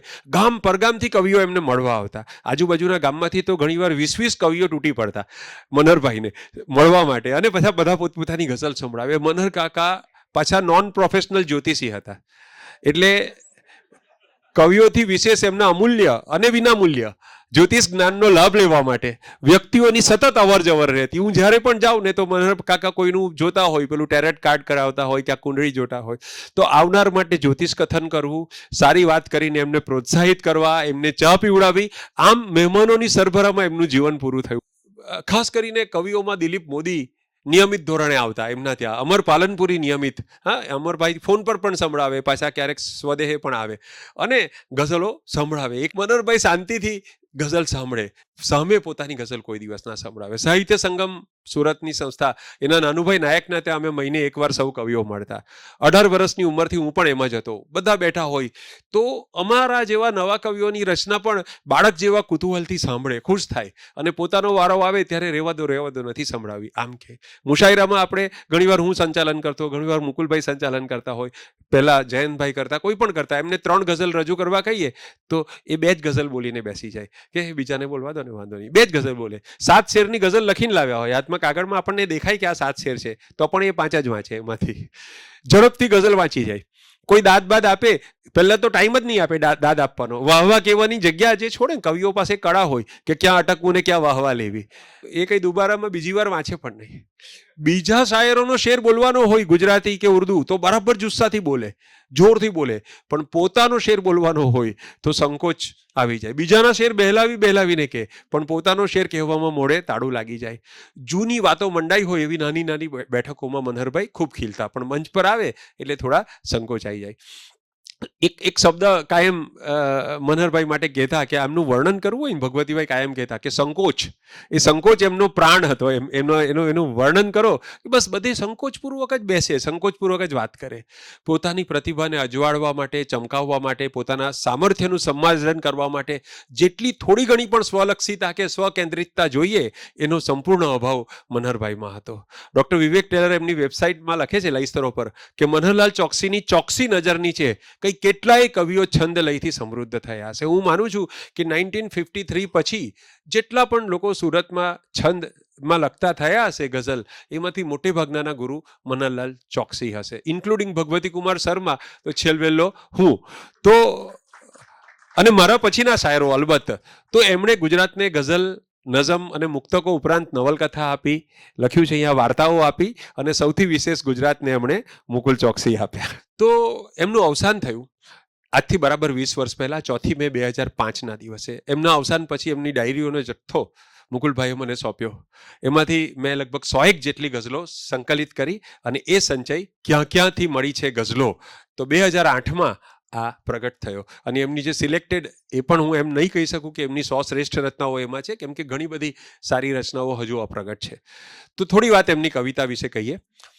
એક મતલામાં મનહરભાઈ કહે છે, કવિતા હું નથી કરતો, મને આધાર આપું છું. તો જ રોજ લખાય ને, કે કવિતા હું નથી કરતો, મને આધાર આપું છું, જીવનની વેદનાઓને મધુર આકાર આપું છું. કે જીવનની વેદનાઓને મધુર, આ એમનું નિવેદન છે. આ બે લીટીમાં બધી વાત આવી ગઈ. કવિતા હું નથી કરતો, મને આધાર આપું છું, જીવનની વેદનાઓને મધુર આકાર આપું છું. તો જીવનની વસમી વેદનાઓને મધુર આકાર આપવા માટે જ સોનીની હથોડી મૂકીને ગઝલનું ટાંકણું એમણે હાથમાં લીધું. અને એમની કાવ્ય પ્રવૃત્તિનો અહેવાલ મારે જો એક મુક્તકમાં આપવો હોય તો એમનું જ મુક્તક આ કામ લાગે, કે એક ધારો 100 વર્ષ ગાતો રહ્યો. 60 તો ખરા જ, 100 નહીં, પણ 1954 થી 2004 60 તો કહેવાય જ. કે એક ધારો 100 વર્ષ ગાતો રહ્યો, જિંદગીની હું તરસ ગાતો રહ્યો. કે એક ધારો 100 વર્ષ ગાતો રહ્યો, જિંદગીની હું તરસ ગાતો રહ્યો, વેદનાની ચીસને મેં જાળવી, લોક સમજ્યા કે સરસ ગાતો રહ્યો, લોક સમજ્યા કે સરસ ગાતો રહ્યો. તો એક ગઝલના થોડા શેર મારે સંભળાવવા છે. કે માની જ લીધું કેમ જે સમજાવ્યું કોઈએ, મારા વચન ઉપર તને વિશ્વાસ જોઈએ. અને આ શેર સાંભળજો, કે ફૂલોના મુખ ઉદાસ છે, ઝાકળ નથી પડ્યું. કે ફૂલોના મુખ ઉદાસ છે, ઝાકળ નથી પડ્યું, અશ્રુથી લાવ આજ એ ચહેરાઓ ધોઈએ. ને માનવ બધાએ એક છે એની નજર મહી. કે માનવ બધાએ એક છે એની નજર મહી, તસ્બીએ કઈ દિવાલ ચણી કઈ જનોઈએ. તસ્બીએ કઈ દિવાલ ચણી કઈ જનોઈએ. ને મનહર બની શકે છે જીવન આ જ માર્ગથી. કે મનહર બની શકે છે જીવન આ જ માર્ગથી, મક્કમ વિચાર વર્તને વાણીએ હોઈએ. મક્કમ વિચાર વર્તને વાણીએ. તો એમના સમયના પરંપરા ના શાયરોની સંગાથે છંદ અને શેરિયતની ચુસ્તી પણ એમની બાનીમાં, એમના સમય પછીના જે શાયરો હતા, આદિલ મંસૂરી કે બીજા બધા શાયરો, એની શબ્દસૃષ્ટિની પણ અસર છે. આદિલ મંસૂરીને બહુ પ્રેમથી કાયમ યાદ કરતા. અમે ગઝલ શીખવા જાઉં તો કાયમ મને કહેતા કે આદિલભાઈને વાંચો, આદિલભાઈને વાંચો. એમની અગાસી પર આદિલ મંસૂરી સાથે ગોઠડી જામેલી, બરાબર, મધુવનમાં. તો એ વારંવાર યાદ કરતા. હું તો નહોતો એમાં, પણ એ આદિલભાઈને મળીએ ન્યૂજર્સીમાં તો આદિલભાઈ પણ યાદ કરતા કે મનહરભાઈની અગાસી પર આમ બેઠેલા. અને મનહરભાઈ પણ કાયમ યાદ કરતા. મુકુલભાઈ તો તારે કદાચ 15 વર્ષના હશે, પહેલી વાર આવેલા ત્યારે. હા, પૂછી રહ્યો છે જમાનો, જવાબ શું આપું? હું મારા નિત્ય નશાનો જવાબ શું આપું? ને તમે તો પૂછશો ઉમ્મીદના નગર માટે. કે તમે તો પૂછશો ઉમ્મીદના નગર માટે, પડી રહ્યા છે મકાનો, જવાબ શું આપું? કે તમે તો પૂછશો ઉમ્મીદના નગર માટે, પડી રહ્યા છે મકાનો, જવાબ શું આપું? તમે ભૂલી ગયા ઓળખાણ યુગ યુગની. કે તમે ભૂલી ગયા ઓળખાણ યુગ યુગની, હવે હું નામ વિનાનો જવાબ શું આપું? હવે હું નામ વિનાનો. ને સવાલ લાખ ઉઠે જો જવાબ આપું તો, સવાલ લાખ ઉઠે જો જવાબ આપું તો, તમે વાત ન માનો, જવાબ શું આપું? 10 દિશામાં મને તો પ્રભુ નજર આવે. કે 10 દિશામાં મને તો પ્રભુ નજર આવે, તને હું એક દિશાનો જવાબ શું આપું? તને હું એક દિશાનો જવાબ શું આપું? ને પ્રણયમાં કોઈ ગણતરી કરી નથી મનહર, તને હું ખોટ નફાનો જવાબ શું આપું? તો મનહરભાઈ કામિલ છંદ, જે દિવસો જુદાઈના જાય છે, એ છંદમાં એમની એક ગઝલ મને મળી. એના થોડા શેર સંભળાવું છું. મને આ અમાસના તારલા પરિવાર થઈને મળી રહો. મને આ અમાસના તારલા પરિવાર થઈને મળી રહો, તને આ પૂનમ તણી ચાંદની અધિકાર થઈને મળી રહો. તમે મારી આંખનું નૂર છો, ને છતાંય આંખથી દૂર છો. ન કહું છતાંય કે ક્રૂર છો, કે કરાર થઈને મળી રહો. પછી કારણો તમે પૂછજો, જરા આવી અશ્રુઓ લૂછજો, હું રુદન વીણા ન બજાવું જો તમે પ્યાર થઈને મળી રહો. નથી એ ખબર કે ગગન ઉપર પડી જો નજર થઈ તરબતર, હું તો એક શુષ્ક છું પાંદડું કે તુષાર થઈને મળી રહો. હવે હદ થઈ છે તો આખરે કહું શું કહ્યું છે એ મન હરે. હવે હદ થઈ છે તો આખરે કહું શું કહ્યું છે એ મન હરે, કે તમે જ એના જો પ્રાણ છો તો ઉદાર થઈને મળી રહો. તો એક તરફ મનહરભાઈએ પરંપરાને પકડી પણ રાખી છે અને બીજી તરફ પરંપરાના શાયરોની નકલ કરવાને બદલે સમયની સાથે રહીને પોતાની આગવી અને સરળ બાની પણ વિકસાવી છે. પરંપરાના શાયરો કરતા એ થોડાક આગળ છે. મળવાનો જોઈએ મને આધાર કોઈ પણ, કે મળવાનો જોઈએ મને આધાર કોઈ પણ, બુધવાર શુક્રવાર ગુરુવાર કોઈ પણ, કે મળવાનો જોઈએ મને આધાર કોઈ પણ, બુધવાર શુક્રવાર ગુરુવાર કોઈ પણ, ને બે હાથ ભેગા થાય નહીં આપોઆપ આ, આંખોની સામે જોઈએ આકાર કોઈ પણ, આંખોની સામે જોઈએ આકાર કોઈ પણ. સાહિત્ય સંગમના નાનુભાઈ લખે છે કે હજારો ગઝલો લખ્યા પછી મનહરભાઈનું સૌથી મોટું કામ એ છે કે ગઝલ સાહિત્યમાં પાપા પગલી માંડનારા અનેક શાયરોને એમને ગઝલના છંદો શીખવ્યા. નવોદિત ગઝલકારોને ગઝલની ખૂબી ખામી સમજાવી. સુરતના નવોદિત ગઝલકારોને કેળવ્યા પણ ખરા, પ્રોત્સાહિત પણ કર્યા. સુરત ગઝલ, ગુજરાતી ગઝલનું મક્કા એમને એમ નથી બન્યું, એમને એમ નથી કહેવાતું. અન્ય દિગ્ગજ શાયરોની સાથે એમાં મનહરભાઈનો બહુ મોટો ફાળો રહ્યો છે. છેલ્લા 50 વર્ષમાં ગઝલ લખનારા અમે સૌ સુરતના ગઝલકારો એમની નિશ્રામાં પાંગરેલા કવિઓ છે. ગુજરાત એમને કદાચ ઓળખે ન ઓળખે, યાદ રાખે ન રાખે, પણ અમારા સૌના એ ઉસ્તાદ હતા, છે અને રહેશે. આમાં હું મારી અંગત વાત ઉમેરી લઉં. 1982થી લગભગ હું ગઝલમાં રસ લેતો થયો. ગુજરાત મિત્રોનો ત્યારે સુરતમાં દબદબો હતો. મનહરભાઈ એમાં દર સોમવારે શાયરીની ક્ષમા લખતા અને મારી ઉંમર એ વાંચીને મુગ્ધ થવાની ઉંમર હતી. 17 વર્ષની મારી ઉંમર હતી. 1983ના ઓગસ્ટ મહિનાની 18મી તારીખે મેં મેડિકલ કોલેજમાં એડમિશન લીધું અને મેડિકલ કોલેજના પહેલા 4-5 દિવસમાં જ મને સિનિયર સહપાઠી તરીકે ડૉક્ટર મુકુલ ચોકસી મળ્યા. તો મુકુલભાઈએ મારી ત્યાં નોટિસ બોર્ડ પર ગઝલ જોઈ હશે અને એમને થયું કે આ કોઈ કાચી પાકી ગઝલ લખે છે તો મળીએ. એટલે મને મળ્યા. મારી ગાંડી ગયેલી ગઝલો વાંચી. હજુ છંદ શીખવાની શરૂઆત પણ નહીં કરેલી, એમણે તો કશું ભૂલ બતાવી નહીં. અને અઠવાડિયા પછીના સોમવારે મારો એક શેર શાયરીની સમામાં સીધો દેખાયો.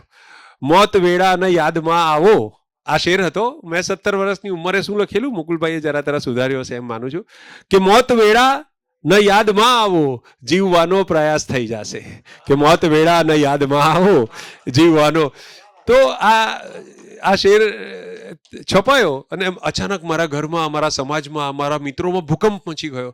વાતો થવા માંડી કે આનો આ છોકરડાનો શેર મનહરભાઈએ ટાંક્યો. મનહરભાઈએ ગુજરાત મિત્ર ત્યારે લગભગ 1 લાખ નકલ વેચાતી અને એની અંદર આ શેર આવ્યો એટલે આમ હું તો રાતોરાત કવિ થઈ ગયો. પછી તો મુકુલભાઈ પાસે છંદ શીખ્યો અને 1 વર્ષ પછી શાયરીની સમાનો એક આખો એપિસોડ એમણે મારા પર કર્યો. 1 વર્ષ, મારી 19 વર્ષની ઉંમરે મારી જે કવિ તરીકે ગણના થવા માંડી એમાં આ બંને પિતા પુત્રની જોડીનો જ ફાળો છે. હું જે કંઈ છું એ આ બંને જણાના કારણે છું. જે કંઈ છું હું આજે, જે જ્યાં ઊભો છું, જે જગ્યા પરથી જે નિવેદન કરી રહ્યો છું, એમાં કંઈ પણ કવિ તરીકેનું જે કંઈ હોય એ આ લોકોના કારણે છે. તો મારા પહેલા સંગ્રહ કાફિયાનગરની પ્રસ્તાવના પણ એમણે લખી. 22 વર્ષની ઉંમરે સંગ્રહ કરેલો. તો મારા તમામ પ્લેટફોર્મ શરૂઆતના પહેલા દાયકાના એ બધા જ પ્લેટફોર્મ મને આ ચોકસી પરિવારના કારણે મળ્યા છે. કંઈ પણ આપ્યાના કે શીખવ્યાના ભાર વગર એમણે મને ગઝલકાર બનાવ્યો છે. તો આ તો મારી વાત થઈ. મનહરભાઈની જે એક નઝમ મારે કહેવી છે. પોતાની ગઝલો વિશે નિવેદન આપતી એક નઝમ લખી છે કે એમના માટે ગઝલ શું છે. મારી બહુ પ્રિય નઝમ છે કે માનશો તારલા સાથે રમી છે ગઝલો, જે પરાયા હતા તેઓને ગમી છે ગઝલો, દર્દ પર કોઈના બેફામ રડી છે ગઝલો, પ્રેમ સાગરના ઊંડાણોને અડી છે ગઝલો, કોણ સમજે મને ક્યાં ક્યાંથી મળી છે ગઝલો, કોણ સમજે મને ક્યાં ક્યાંથી મળી છે ગઝલો, ઘાવ જ્યારે હું ઝીલી લઉં છું જમાના કેરા, ભાવ ઘૂંટાય છે ત્યારે જ કવનમાં ઘેરા, મુજને લાગે છે પૂરા થાય છે જીવન ફેરા, તોય રોકે છે કોઈ હાથ કડી છે ગઝલો, કોણ સમજે મને ક્યાં ક્યાંથી મળી છે ગઝલો. તમને સાહિર લુધિયાનવી કે કોઈ યાદ આવી જાય? મજરૂ કે હસરત. શું કહું કોઈના શબ્દોએ તમન્ના આપી, ઘોર અંધારમાં એક તેજની દુનિયા આપી, દર્દ આપીને મને એક સમસ્યા આપી, એ સમસ્યાના ઉકેલોમાં બની છે ગઝલો, કોણ સમજે મને ક્યાં ક્યાંથી મળી છે ગઝલો. ને મારી ગઝલોમાં ઉમંગોના પ્રસંગો મળશે. મનહર કાકા કહે છે કે મારી ગઝલોમાં ઉમંગોના પ્રસંગો મળશે, આપ જોશો તો જવાનીના તરંગો મળશે, ખૂબ ખેલ્યા છે જમાનાથી એ જંગો મળશે, પ્રેમને શૌર્યના બળથી જ ઘડી છે ગઝલો, કોણ સમજે મને ક્યાં ક્યાંથી મળી છે ગઝલો. ને છાયડી નામની એમાં બહુ તડકા મળશે, કે છાયડી નામની એમાં બહુ તડકા મળશે, મેઘની અલ્પ ઝલક આગના તણખા મળશે, ઝૂરતા એમાં સદા મારી તમન્ના મળશે, એ હકીકત છે બહારોમાં રડી છે ગઝલો, કોણ સમજે મને ક્યાં ક્યાંથી મળી છે ગઝલો. ને ચાંદની રાતમાં દેખાઈ અમાસો મુજને, ને બનાવી ગઈ મજબૂરી તમાશો મુજને, કોઈ આપી ન શક્યું જ્યારે દિલાસો મુજને, આપવા દિલને દિલાસો જ કહી છે ગઝલો, કોણ સમજે મને ક્યાં ક્યાંથી મળી છે ગઝલો. ને ઝંખના એ જ હતી કોઈને દિલમાં સ્થાપવું, કે ઝંખના એ જ હતી કોઈને દિલમાં સ્થાપવું, જિંદગાનીની સફર કોઈની સાથે કાપવું, પણ પરિચય બધી ઉર્મિઓના કોને આપવું, જે ન કહેવાય એ ઉર્મિથી વણી છે ગઝલો, કોણ સમજે મને ક્યાં ક્યાંથી મળી છે ગઝલો. વીજનું વેણ ને ગંભીર સમંદર પણ છે, રોષ છે જુલ્મ તરફ પ્રેમનો આદર પણ છે, આમ દેખાવમાં કદરૂપ એ મનહર પણ છે, ફૂલનું ફૂલ ને કાંટાની અણી છે ગઝલો, કોણ સમજે મને ક્યાં ક્યાંથી મળી છે ગઝલો. અને છેલ્લે કહે છે મુજને મઝધારમાં લેવાને કિનારા આવ્યા, મુજને મझधाરમાં લેવાને કિનારા આવ્યા, પ્રીતના માગ્યા વગર લાખ સહારા આવ્યા, એમની યાદના મનહર જે ઈશારા આવ્યા, એ ઝલક જાળવી લેવાને રચી છે ગઝલો, કોણ સમજે મને ક્યાં ક્યાંથી મળી છે ગઝલો. તો મનહરભાઈના નિષ્પાપ નિશ્ચલ નિરાડંબરી વ્યક્તિત્વની પાછળ એક આધ્યાત્મિક અસ્તિત્વનો સબળ ટેકો હતો. એમના પ્રશાંત અને નિર્લેપ સ્વભાવ પર ગઝલના રંગ સિવાય બીજો કોઈ રંગ લાગી શકે એમ હતું જ નહીં. લોકપ્રિયતા કે વિવેચનના ત્રાજવા પર એમની ગઝલો તોલાઈ એ વાત કદી એમની કલ્પનામાં ન આવી, એ હદે તેઓ નાદાન હતા, અથવા કહો કે એમની સમજ એ હદોને વટાવી ગઈ હતી. સ્વર હતી કે સ્વાર્થથી સંપૂર્ણપણે મુક્ત નિરહંકારી વ્યક્તિ હવે આ જમાનામાં તો જોવા ભાગ્યે જ મળે. એમની કદાચ ઉપેક્ષા પણ થઈ હશે એમના સમયકાળમાં, તો એમનું વલણ કેવું રહ્યું? 10 દિશાઓમાંથી જે હળદૂત થયો, 10 દિશાઓમાંથી જે હળદૂત થયો એ જ માણસ આખરે અવધૂત થયો. કે 10 દિશાઓમાંથી જે હળદૂત થયો એ જ માણસ આખરે અવધૂત થયો. ને હું બધું પામી ગયો છોડ્યા પછી, હું બધું પામી ગયો છોડ્યા પછી, એ અનુભવ પણ મને અદ્ભુત થયો. તો એમ ના સમજશો કે એમની ગઝલ આધ્યાત્મિકતાના કારણે ભારેખમ થઈ હશે. એમની આધ્યાત્મિકતા સ્વભાવની હતી, અનુભવની હતી, પણ અભિવ્યક્તિ માટે શબ્દોના આડંબર વડે આધ્યાત્મિકતા વ્યક્ત કરે એવા કવિ નહોતા. ગઝલમાં તમે ઈંગડા પિંગડા ગાયું, પણ એ છંદ અને રદીફના કારણે આવ્યું. બાકી એ હળવા રહીને પણ શેર કહી શકતા. એમની એક સુરતી બોલીની ગઝલ, આમ મારી ગઝલ સુરતી બોલીમાં બહુ વિખ્યાત છે, પણ એ પહેલા મનહર કાકાએ સુરતીમાં લખેલી, જોલે ચડ્યું મન પછી ઊંઘ્યું નહીં, ને કામ હારું કોઈ પણ કર્યું નહીં, ને કૂતરાની જેમ હવ ભાગી ગયા, કે મહાણે કોઈ પણ થોઈબું નહીં. ને આ શેર સાંભળજો કે લો જુઓ આવી ગયો છું બારણે, કે લો જુઓ આવી ગયો છું બારણે, ઢોરને ખીલા વિના ચાલ્યું નહીં, એ ઢોરને ખીલા વિના ચાલ્યું નહીં. તો આ મનહરભાઈ, મનહર કદી જતો નથી મસ્જિદ કે મંદિરે, ગઝલો જ એની રાતદી પૂજા નમાજ છે, માટે જ એને માટે મને પક્ષપાત છે, ગઝલો તો પૂર્વજન્મના પુણ્યોનું વ્યાજ છે. કે ટુકડો બરફનો કેમ હથેળી ઉપર રહે, ટુકડો બરફનો કેમ હથેળી ઉપર રહે, વાતોમાં તારી એમ સમય ઓગળી ગયો, કે વાતોમાં તારી એમ સમય ઓગળી ગયો. તો ગુજરાતી ભાષાના પ્રથમ પંક્તિના શાયર તરીકે સ્થાન મેળવવાની પૂરેપૂરી ક્ષમતા હોવા છતાં એ દિશા પ્રત્યે દુર્લક્ષ સેવનાર અલગારી શાયરનું નામ મરીઝ ગાયલ, શૂન્ય સૈફ કે ગનીભાઈ સાથે ભવિષ્યમાં કદાચ જોવા નહીં મળે. પરંતુ હું એમ ચોક્કસ કહીશ કે વિશ્વમાં મેં જોયેલ આ એકમાત્ર માનવી એવો હતો કે જેમણે ગઝલને પ્રેમ કર્યો અને માત્ર કેવળ ગઝલને પ્રેમ કર્યો. એમના સમયમાં એમના અનુગામી બનીને જીવ્યાનો મને ગર્વ છે. મનહરભાઈની સ્મૃતિઓને વંદન કરીને હું વિરમું છું. Thank you very much. ખૂબ ખૂબ આભાર. નમસ્કાર. મહારાજ પરમ પૂજ્યની વાત મારે કરવાની હોય એટલે હું નથી દાખવતો, પણ મારે થોડો સંકોચ દાખવવો પડે. રઈસભાઈએ કહ્યું કે ખૂબ સંકોચશીલ હતા ભગવતી કાકા, તો એમનું બીજું નામ જ સંકોચ પાડેલું. એમના સંકોચના એક ઉદાહરણથી શરૂઆત કરું રઈસભાઈ. તો હું એમના શેર કે કવિતા સિવાય એમના જીવનના થોડા પ્રસંગો કહેવા માંગુ છું આજે. આ સંકોચની વાત છે તો અમારું કવિઓનું વૃંદ નાનું, બકુલ એસ દેસાઈ, રવિન્દ્ર પારેખ, નયન દેસાઈ, ઓફકોર્સ ભગવતી કાકા, હું, રઈસ પણ સાથે પાછળથી થોડો જોડાયો, પણ અમે લોકો બધા સાથે ગઝલ વાંચવા માટે બોલવા માટે જઈએ. એ જમાનામાં તો 11 રૂપિયા પુરસ્કાર મળતો તો બહુ ખુશ થતા બધા. ક્યારેક આકાશવાણીમાંથી 1 રૂપિયાનો પણ ચેક આવતો તો એ પણ અમે સહર્ષ સ્વીકાર કરતા. એ દિવસોમાં આવી રીતે કેટલાક કવિતા રસિકોને બોલાવવાનું મન થાય કે બધા કવિઓને ઘરે બોલાવી, આમ જ નિમંત્રણ આપે ચા પાણી કરવા માટે. એકવાર ગયા અમે ક્યાંક અને એમણે તો બધા પાસે એક એક ગઝલ સાંભળી અને બધા આવ્યા છે તો કંઈક છેલ્લે વિનમ્રતાથી પૂછ્યું કે હવે નાસ્તો મંગાવીએ. પપ્પા એટલા સંકોચી કે ના ના ના, રહેવા દો, ચાલશે.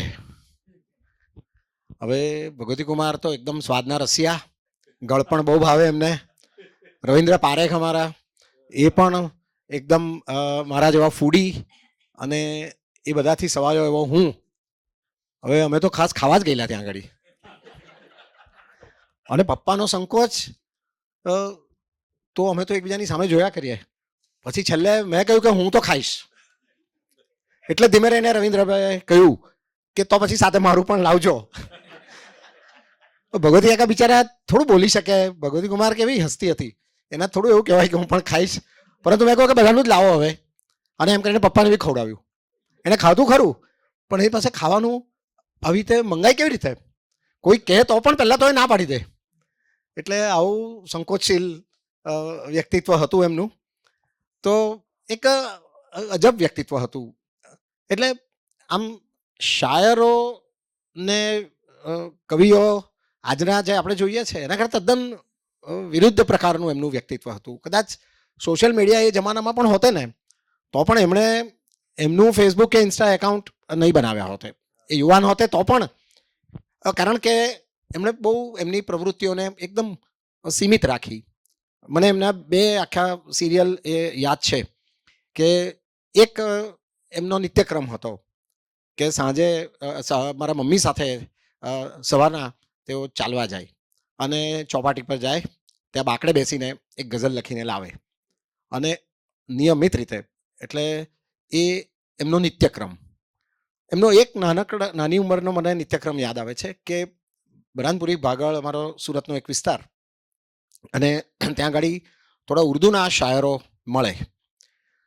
હવે એ શાયરો તો બધા થોડા ડ્રિંક્સ કરે પણ સ્મોકિંગ બહુ કરે, એટલે ધુમાડા. એકવાર મને લઈ ગયેલા તો બઝમ કહે એને.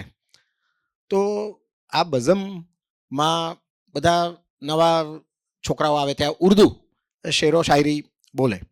એમણે કાયમ રેગ્યુલર ત્યાં જવાનું.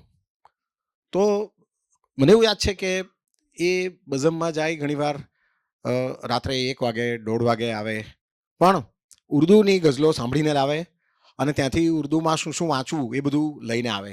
અને એ બધા કવિઓના સંગ્રહો એમણે ભેગા કરેલા. અને ફૈઝથી ફિરાકથી માંડીને ગાલિબ ને મીર ને મજાઝ ને જોક, આ બધાના સંગ્રહો લાવેલા. પાકિસ્તાનના ઉર્દુ શાયરોના સંગ્રહો એમણે લાવેલા. અને આ બધામાંથી એ શાયરીની ક્ષમા લખતા. તો બઝમમાં રેગ્યુલર જતા. એટલે પોતે ગુજરાતી કવિઓ કરતાં ઉર્દુ જગત જે હતું, શાયરોનું જગત, એમાં એમના વધારે મિત્રો હતા. અને અમે પાછા એ મુસ્લિમ વિસ્તારોમાં રહેતા, તો એ ઉર્દુ શાયરી સાથેનું એમનું કનેક્ટ એવું કે બાળપણથી મારું પોતાનું કનેક્ટ પણ એવું થયું. અને અમે જ્યારે હતા તો ત્યાં મને યાદ છે કે અમારા બાજુમાં ખલીફા મોહલ્લો અને ત્યાં રાત્રે ઘણીવાર કવ્વાલીઓ થાય. રઈસને ખબર છે અમે બંને કવ્વાલીના બહુ પ્રિય છીએ. તો એ ચાલુ થાય પ્રોગ્રામ 9 વાગે અને સવારે 4:30-5 વાગે પતે. અમારા મધુવન સોસાયટી ની એક દીકરી પણ અહીંયા બેઠી છે. તો ત્યાં આખી રાત આ ચાલે અને પપ્પાને ખબર કે મને ગમે એટલે મમ્મી ઘણીવાર કહે મને કે તું લોબીમાં શું કામ સૂઈ રહે છે. એ દિવસે હું લોબીમાં સૂતો ખાસ, કારણ કે ત્યાંથી બહારથી કવ્વાલી સંભળાય મને, તે આખી રાત સુધી ચાલે. પપ્પા મને કહેતા કે એને સુવા દે નહીં એમ કે, તો હું ત્યાંથી સૂતા સૂતા કવિતાઓ સાંભળતો. મમ્મીને એવું કે આવી રીતે અહીંયા લોબીમાં પડી રહેવાનું, હું ત્યાં પડી રહેવા દેતા પપ્પા મને કે એને સાંભળવા દે. પણ એ કવ્વાલીઓ સાંભળીને કદાચ પપ્પાની વાતો સાંભળીને કદાચ કવિતા લખવાનું થયું. પણ મને જે પહેલો પ્રસંગ યાદ આવે છે કે એમને ગઝલનું એટલું જબરદસ્ત વળગણ હતું કે હું જ્યારે MBBSમાં મેં એડમિશન લીધું તો અમારા વખતમાં થોડી સ્ટ્રગલ હતી ને એડમિશનના થોડા પ્રોબ્લેમ હતા. ડૉક્ટર અશોક છે સાથે, તો અમે લોકો જે સીટોનું ડિસ્ટ્રીબ્યુશન થયું એમાં કંઈક અન્યાય થયો હતો અને અમે લોકો સરકાર સામે આંદોલનો કર્યા. આમ તેમ પપ્પાને બધામાં કંઈ બહુ લેવા દેવા નહીં મળે. હું આ મારી રીતે આંદોલન કર્યો અને એડમિશન લઈ આવ્યો અને દાખલ થયો અને આ તે બધું એમણે બધું સાક્ષી ભાવે જોયા કરે. એમને એવો કોઈ બહુ વિશેષ ભાવ એવો નહીં મળે. છોકરો ડાક્ટર થવાનો એનું આજના જમાનામાં કોઈ મા બાપને એડમિશન મેડિકલમાં મળવું, એ જમાનામાં કોઈ સેલ્ફ ફાઇનાન્સ કોલેજો તો હતી નહીં, માત્ર મેરિટ પર મળે, એક જ માત્ર સાઉથ ગુજરાતમાં મળે, એ સિવાય ક્યાંય તમને મળે નહીં. અહીંયા મળ્યું તો આ જ વર્ષે, અહીંયા મળ્યું તો મળ્યું, નહીં તો ભૂલી જવાનું. તો એમને એવું કંઈ વિશેષ નહીં.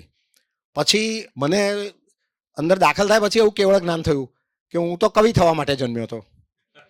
એટલે મેં સેકન્ડ MBBS પછી થોડું ભણવાનું ઓછું કરી દીધું અને બાગમાં બેસીને કવિતા ને એવું વાંચ્યા કર્યું. પછી એ વાંચતા તો 1-2 ડ્રોપ થઈ ગયા. એક્ઝામ રહી ગઈ, ક્લાસમાં કોલેજોમાં જવાનું નહીં, બાગમાં ને કેન્ટીનમાં બેસી રહ્યો. મારા જેવા મળી પણ ગયા મને 1-2 ત્યાં. 1 વર્ષ આવું ચાલ્યું ગયું.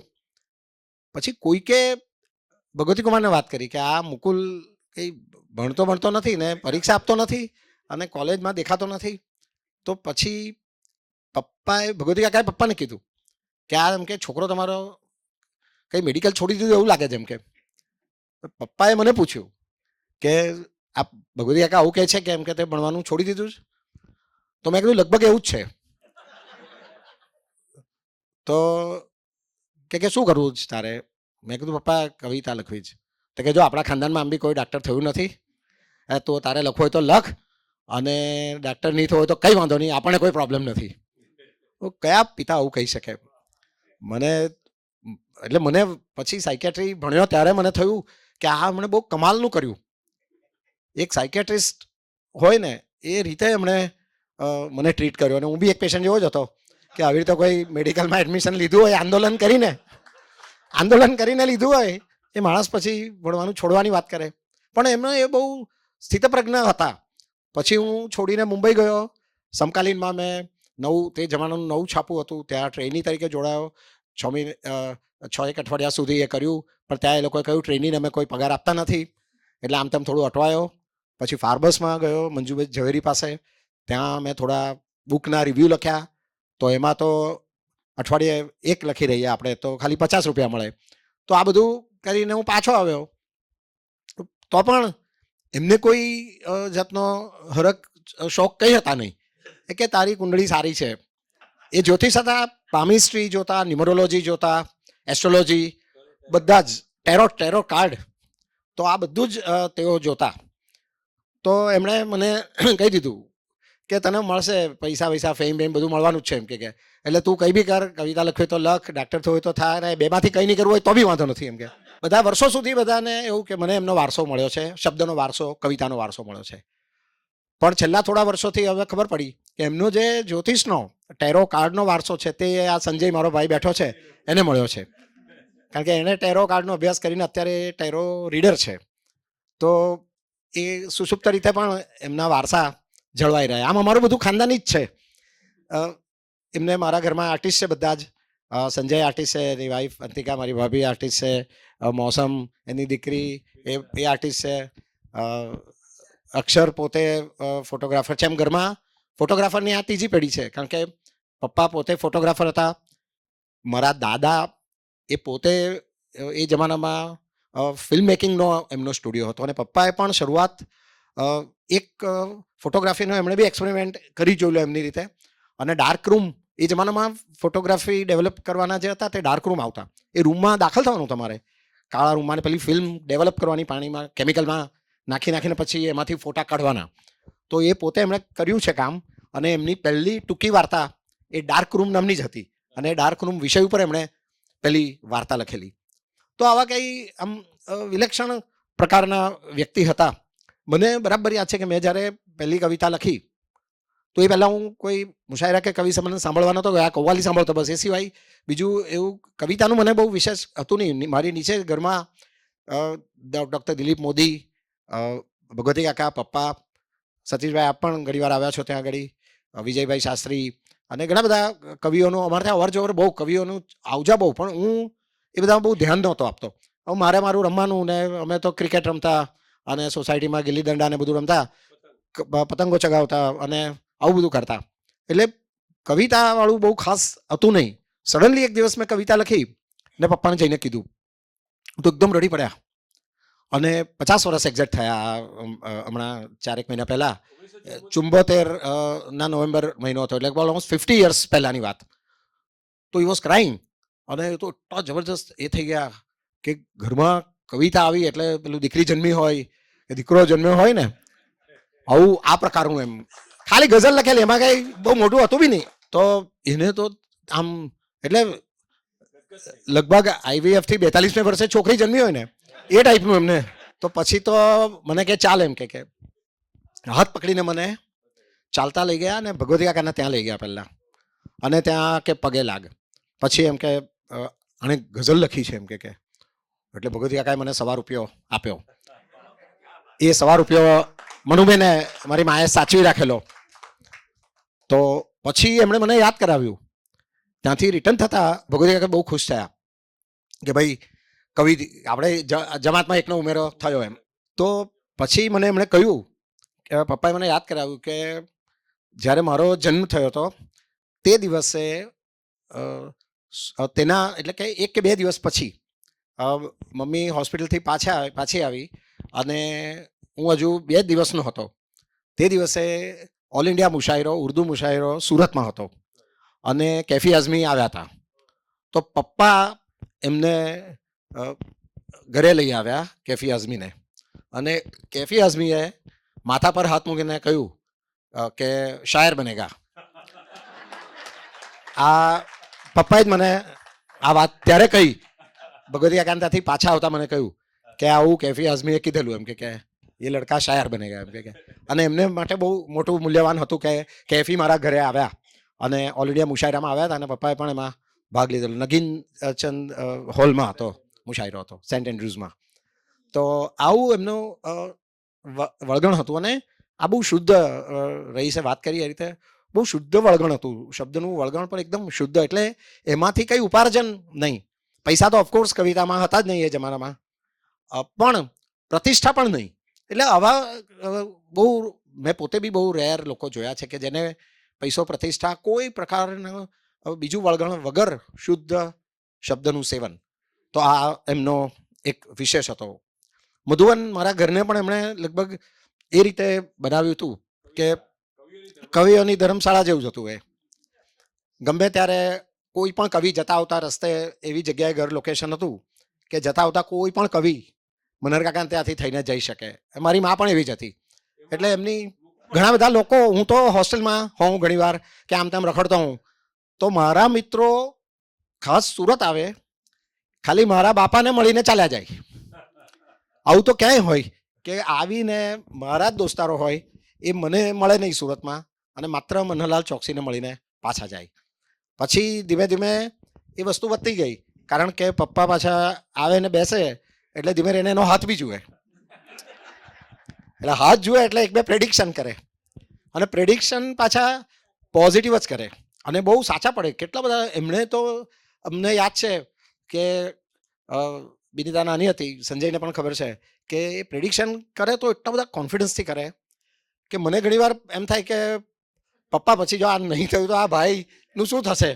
કારણ કે એવી રીતે કહે કે કોઈ છોકરીના લગ્ન નહીં થતા હોય તો પછી એને એમ કહે કે જો તારા બરાબર આજથી 6 મહિના પછી આ તારીખ સાથે 31મી ઓગસ્ટ કે 31મી સપ્ટેમ્બર 31મી ઓગસ્ટ પહેલા તારા લગ્ન થઈ જશે અને તને અમેરિકા જવાના યોગ છે. આવું કંઈ બી આવું ઓફેન્ડ કહી દે. હવે આપણને એમ થાય કે આવું આના 36 વર્ષની થઈ, આના લગ્ન થતા જ નથી, તો તમે આવી રીતે તારીખ કેવી રીતે આપો? પણ પછી એ લોકો જ્યારે પેંડાનું બોક્સ લઈને આવે ત્યારે મને ખબર પડે કે આ તો થઈ જાય છે. મને મને બહુ નવાઈ લાગતી. પછી મેં તો એમને પૂછેલું કે પપ્પા આ બધું કુંડળીમાં હોય છે? તો એણે મને કીધું કે જો એમ કે હું સંકલ્પ કરાવું છું. એટલે એ શું કરે કે કોઈને એમની જે રાશિ હોય એ રાશિનો જે દિવસ આવતો હોય એ દિવસે એમણે આસોપાલવનું તોરણ બાંધવાનું અને પોતે જે ધર્મમાં માનતા હોય એ ધર્મનો એક નાનો મંત્રોચ્ચાર કરવાનો. ઓમ નમો વાસુદેવાય ભગવતે વાસુદેવાય. એનામાં કે જૈન હોય તો નવકાર મંત્ર બોલે કે જે બી એમના ઈષ્ટદેવ હોય એનું સ્મરણ કરીને એક આસોપાલવનું તોરણ બાંધવાનું અને મનમાં સંકલ્પ કરવાનો. અને પછી હું તો તારીખ એમ કે આમ જ બોલી દઉં એમ કે સંકલ્પથી થાય. એ કે સંકલ્પની શક્તિ એવી છે કે જો કુંડળીમાં ન હોય ને તો પણ થાય એમ કે આવું એ જ્યોતિષ તરીકે કાર્યરત હતા અને છતાં એ આવું મને કહેતા. એટલે ત્યારે મને થયું કે આ સાયકેટ્રીમાં અમે લોકો પેલું મોટિવેશનલ સ્પીચ આપીએ અને ઘણાને પોઝિટિવિઝમ ને બધું શીખવાડે આમ તેમ, પણ મારા બાપા જેવું પોઝિટિવિઝમ શીખવાડતા હતા. કારણ કે આપણે તો બહુ તો એવું કહીએ કે તું આમ કર તો આમ થઈ શકશે. આપણે સાયકેટ્રિસ્ટથી થોડું એવું કહેવાય કે 30મી ઓગસ્ટ પહેલા તું સારો થઈ જશે. એવું તો કોઈ ચોપડામાં લખ્યું નથી. કોઈ બી એક ચોપડામાંથી આવું કહેતા. એનું એક એક્ઝામ્પલ છે, અસંખ્ય વાર કોટ થયું છે સુરતમાં તો બધાને જ ખબર કે CR પાટીલ છે આપણા કેબિનેટ મિનિસ્ટર અને ગુજરાત પ્રદેશ ભાજપના પ્રમુખ. હવે તેમના જેલવાસ પછી કેટલા તો 15-20 વર્ષ પહેલાની વાત, તો એ કુંડળી બતાવવા આવ્યા. તો પછી પપ્પાએ જોયું અને કહ્યું કે તમે સર્વોચ્ચ સ્થાને પહોંચશો. આ એમના શબ્દો હતા. ત્યારે જેલમાંથી આવેલા અને સર્વોચ્ચ સ્થાને પહોંચશો આવું એમણે કહ્યું. તો એ બી હસી પડ્યા. એ કે અરે હું તો એમ કે મારો અત્યારનો એ તો જુઓ તમે એમ કે. પપ્પા કે આ છે તમારી કુંડળીમાં, સર્વોચ્ચ સ્થાને પહોંચશો તમે. ત્યાર પછી એમને જે માઇલસ્ટોન ક્લિયર કર્યા એ દરેકની છાપાઓએ નોંધ લીધી કે મનહરલાલ ચોકસીએ આ એમનું ભવિષ્ય ભાખેલું. અને ત્યાર પછી એઓ સંસદ જીત્યા, સતત 3 વાર જીત્યા. ત્યાર પછી પ્રદેશ પ્રમુખ બન્યા, કેબિનેટ મિનિસ્ટર બન્યા. એક પછી એક સોપાનો સર કરતા ગયા.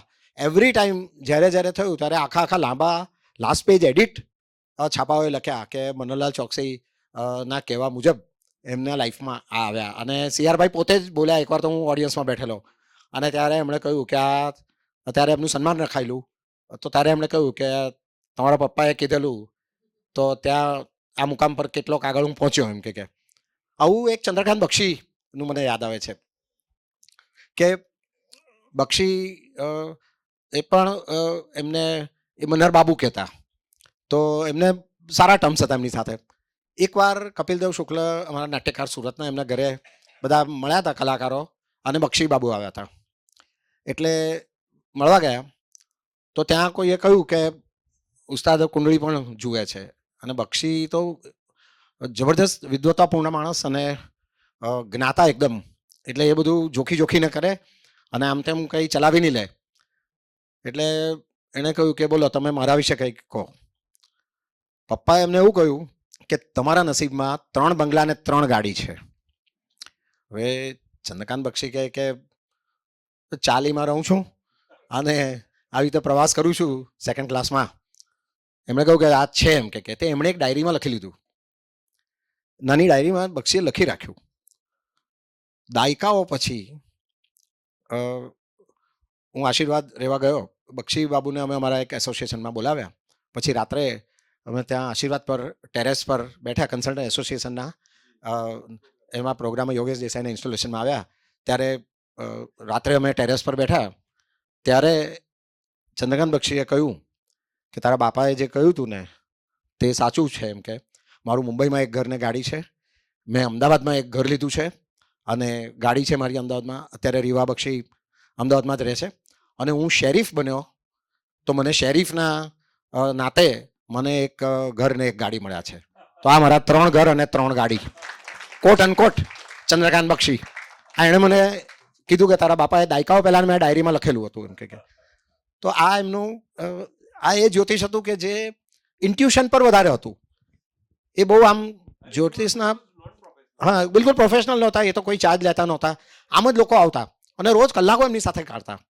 એટલે એ ગાળતા ને પાછા જ્યોતિષ ગઝલકાર, એટલે એટલા બધા એ લોકોની સાથે ઓતપ્રોત થઈ જાય કે એ જ્યાં બેઠા હોય એ રૂમમાં એ એમની સાથે વાત કરે તો ઘણીવાર ને બધા જ્યોતિષો પાસે મોટે ભાગે અતિ સુખી અને અતિ દુઃખી લોકો જ જાય. અતિ સુખી એ રીતે કે કાલે ઉઠીને આ બધું ચાલ્યું તો નહીં જાય ને, અને અતિ દુઃખી તો બિચારા સાયકેટ્રિસ્ટોથી બી જે થાય ક્યાં હોય એ પછી ચોકસી સાહેબ પાસે જતા, જેને અમે બી સારા નહીં કરી શકીએ, એ મનહરલાલ ચોકસી. તો પછી એવા બધા લોકો આવતા તો પપ્પા એમની સાથે એટલા બધા ઓતપ્રોત થઈને વાત કરે કે બાજુમાં કિચન અને ડ્રોઈંગ રૂમની વચ્ચે એક નાનું જાળ્યું ને ત્યાં મારી મા અંદર રાંધે. પછી ધીમે રહીને મમ્મી મને અંદર બોલાવે કિચનમાં, એમ કે 2.5 કલાક થયા એમ કે.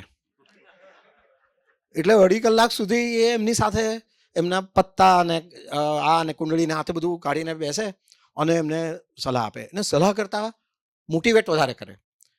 એટલે પેલો માણસ એટલો ધન્ય થઈ જાય ને શરૂઆતમાં જ્યારે વ્યક્તિ કહેતો હોય પોતાના દુઃખનું વર્ણન કરતો હોય તો એ વર્ણન કરે તો એ માણસ ખાલી શાબ્દિક વર્ણન કરે અને પપ્પા રડવા માંડે.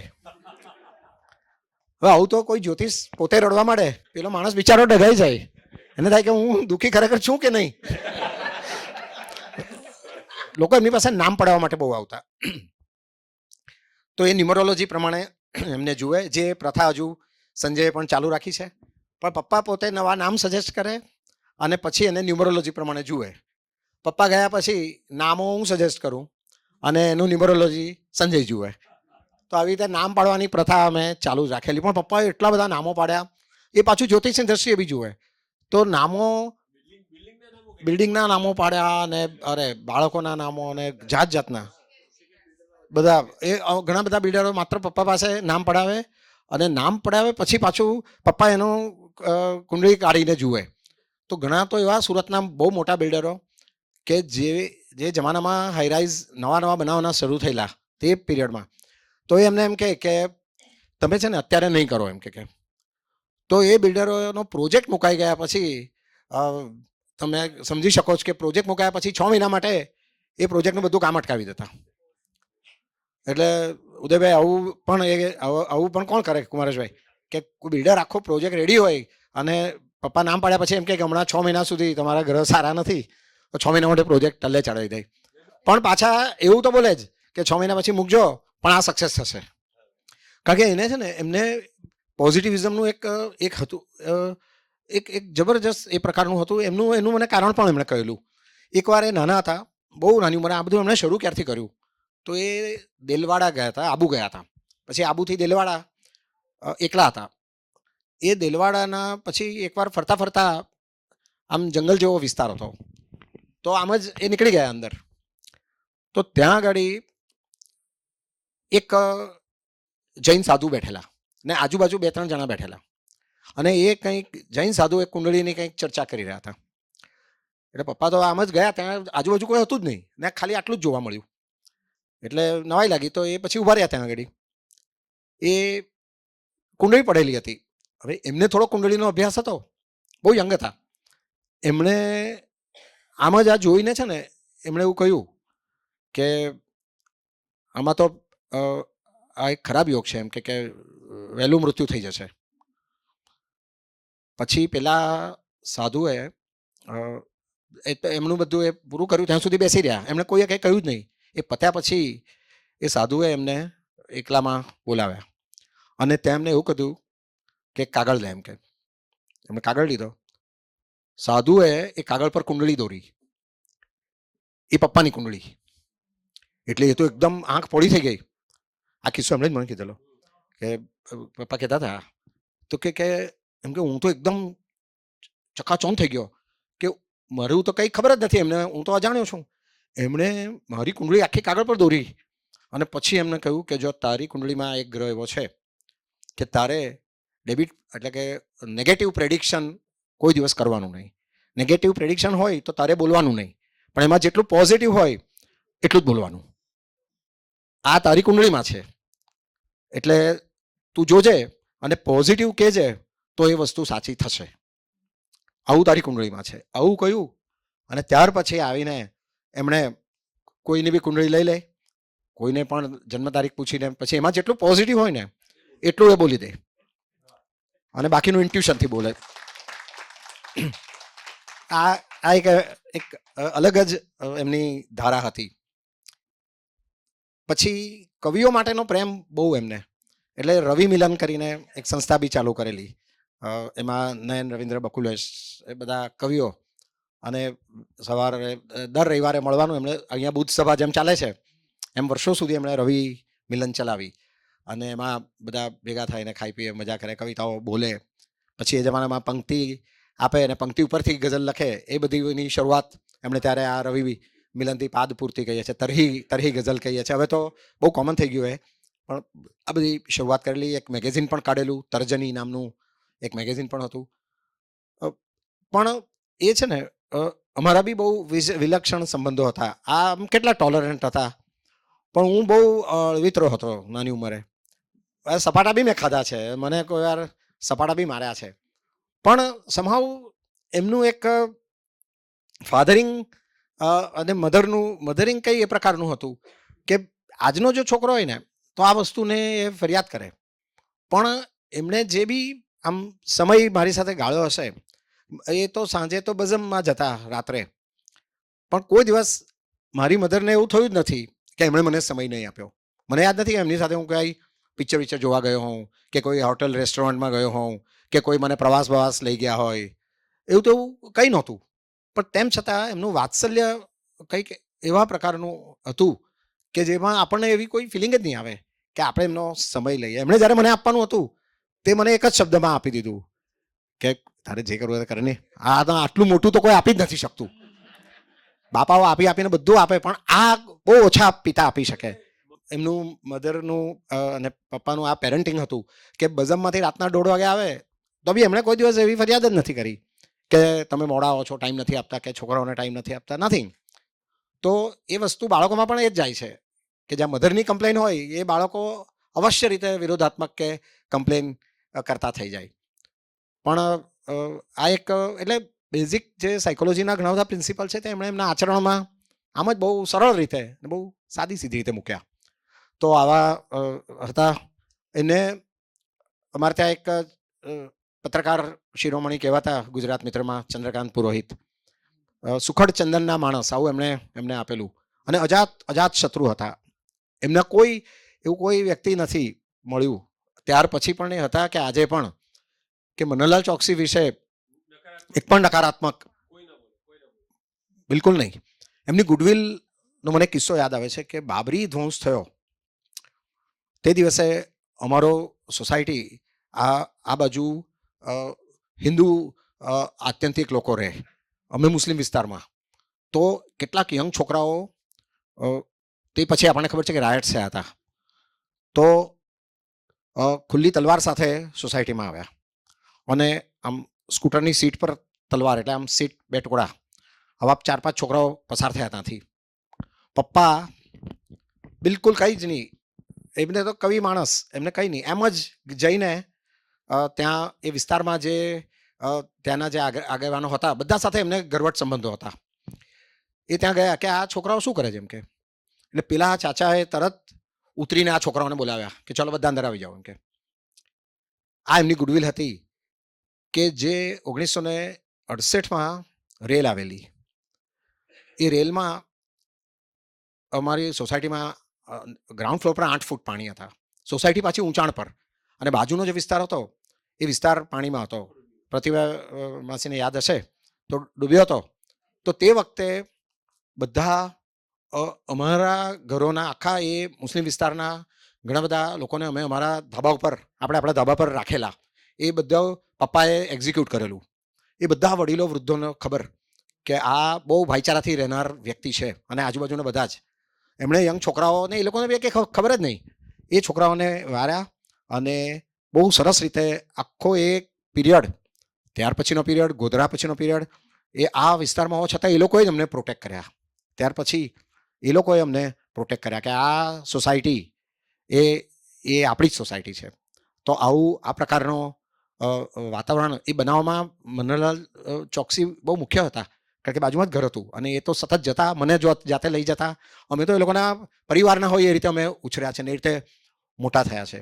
તો આ એમનું વ્યક્તિત્વ એવું હતું કે સમરસ જેને કહીએ આપણે, એ પ્રકારનું દરેક જગ્યાએ સમરસ થઈ શકે, કોઈ પણ જગ્યાએ જઈ શકે, ક્યાંય પણ કોઈને પણ મળી શકે, કોઈ પણ અત્યંત મોટી હસ્તીથી એ પ્રભાવિત થયા વગર એમને મળી શકે, અને કોઈ પણ નાના વ્યક્તિથી એમનું અવસાન થયું તે દિવસે મોરારી બાપુની કથા ચાલતી હતી અને મારી પર સડનલી બધા ફોન આવવા માંડ્યા. હવે હજુ તો અમે કંઈ એનાઉન્સ પણ નહોતું કર્યું.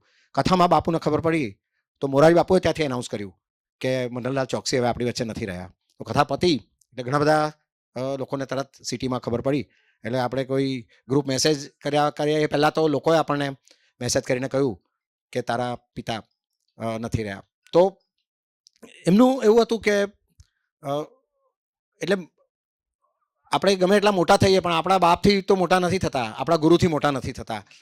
આ લગભગ આ સૂત્ર મેં ત્યારે આત્મસાત કર્યું હતું કે જે ગુડવિલ ક્રિએશન હોય છે એ કોઈ જાતના પ્રયત્નો વગર તમે સાધારણ પણ ઉમદા જીવન જો જીવો તો ગુડવિલ ક્રિએશન કોઈ જાતના પ્રયત્નો વગર. આજે માત્ર પ્રયત્નો જોઈએ છે આપણે, એકચ્યુઅલ ગુડવિલ ક્રિએશન બહુ ઓછું જોઈએ છે, અને સોશિયલ મીડિયા પર એના ખાલી પ્રયત્નો જોઈએ છે કે લોકો ફેક ગુડવિલ ઊભી કરે છે.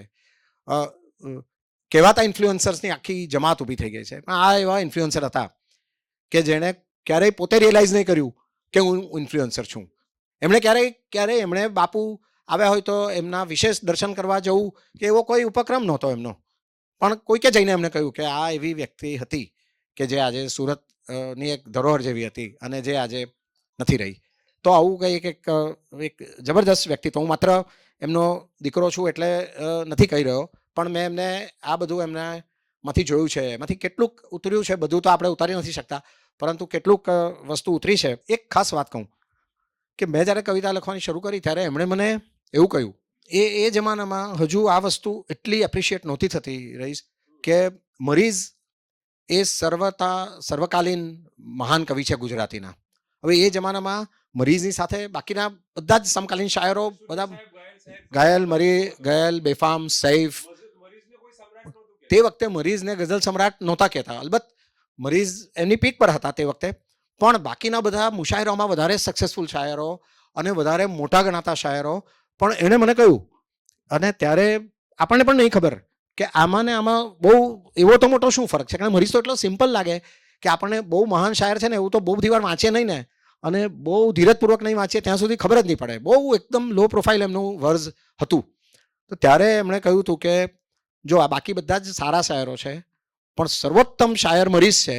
જે વસ્તુ ત્યાર પછીના 20 વર્ષ પછી એ બધા જ અનઇક્વિવોકલી બધાએ સ્વીકાર્યું કે મરીઝ સર્વકાલીન પ્રણવભાઈ સર્વકાલીન મોટા શાયર છે. એમણે સૌએ સ્વીકાર્યું. પણ મને એણે છેક 1975માં આ વાત કહી દીધેલી કે તું જોજે એમ કે એટલે, અને કોઈ જાતના પેલા વગર જ કે તું વાંચ, અને એમને વાંચ, નવામાં આદિલને વાંચ, જૂનામાં મરીઝને વાંચ, અને કંઠસ્થ કરી દે.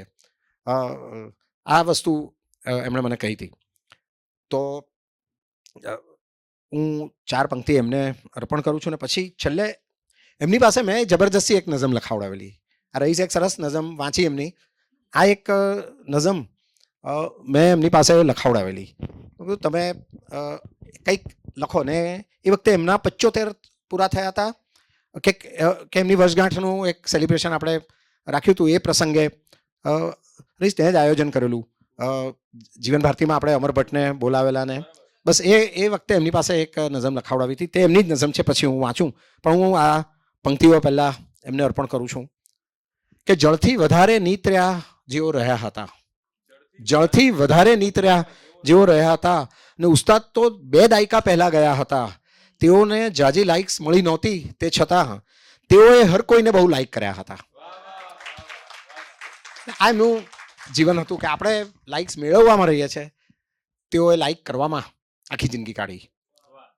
અને છેલ્લે મારા તરફથી એમને મારે 4 પંક્તિ અર્પણ કરું છું. આજે આ 2 દાયકાની યાત્રા પછી એક પ્રસંગ યાદ આવે છે, એમના મરણ દિવસના થોડા દિવસ પહેલાંનો. નીચે મારે ત્યાં મહારાજ ક્લિનિકની નીચે હોસ્પિટલમાં એડમિટ થયા. એમને અલ્ઝાઇમર્સ ને પાર્કિન્સન્સ હતા. તો આ બંને બીમારીઓના કારણે ફિઝિકલ અને મેન્ટલ બહુ બધા રિસ્ટ્રિક્શન આવી જતા. એ રિસ્ટ્રિક્શનમાં ઘણા ફની કિસ્સાઓ પણ બનતા. મારી ભાભી છે અહીંયા, એમણે આજીવન સેવા, ત્યાર પછીના તમામ વર્ષો એમણે સેવા કરી. અને બધા કવિઓને એવું કે ઉસ્તાદ તો જોઈએ. તો ઘણીવાર હું પપ્પાને લઈ જાઉં, ઓડિયન્સમાં અમે બેઠા હોઈએ. પછી પપ્પા બેઠા હોય એટલે કોઈક આગ્રહ કરે કે ઉસ્તાદ તમે બી આવો અને ગઝલ સંભળાવો. એટલે પછી હું પકડીને એમને લઈ જાઉં સ્ટેજ પર. પાર્કિન્સન્સને કારણે થોડાક એમને સપોર્ટ કરવો પડે. પછી એમને માઇક આપીએ. હવે એમને અલ્ઝાઇમર્સ હતું, એટલે અલ્ઝાઇમર્સ ડિમેન્શિયામાં કેવું કે ઘણીવાર આમ આપણે ક્યાં અટકવાનું ખબર નહીં પડે. એટલે એક ગઝલ બોલે, અંદરથી વાંચે, પછી વાંચતા વાંચતા બીજી ગઝલ શરૂ થઈ જાય, ત્રીજી. પછી આપણે એમને કહેવું પડે કે પપ્પા બસ આપણે એક જ ગઝલ બોલવાની હતી. તો એકદમ નિર્દોષ ભાવે આવીને પાછા નીચે બેસી જાય.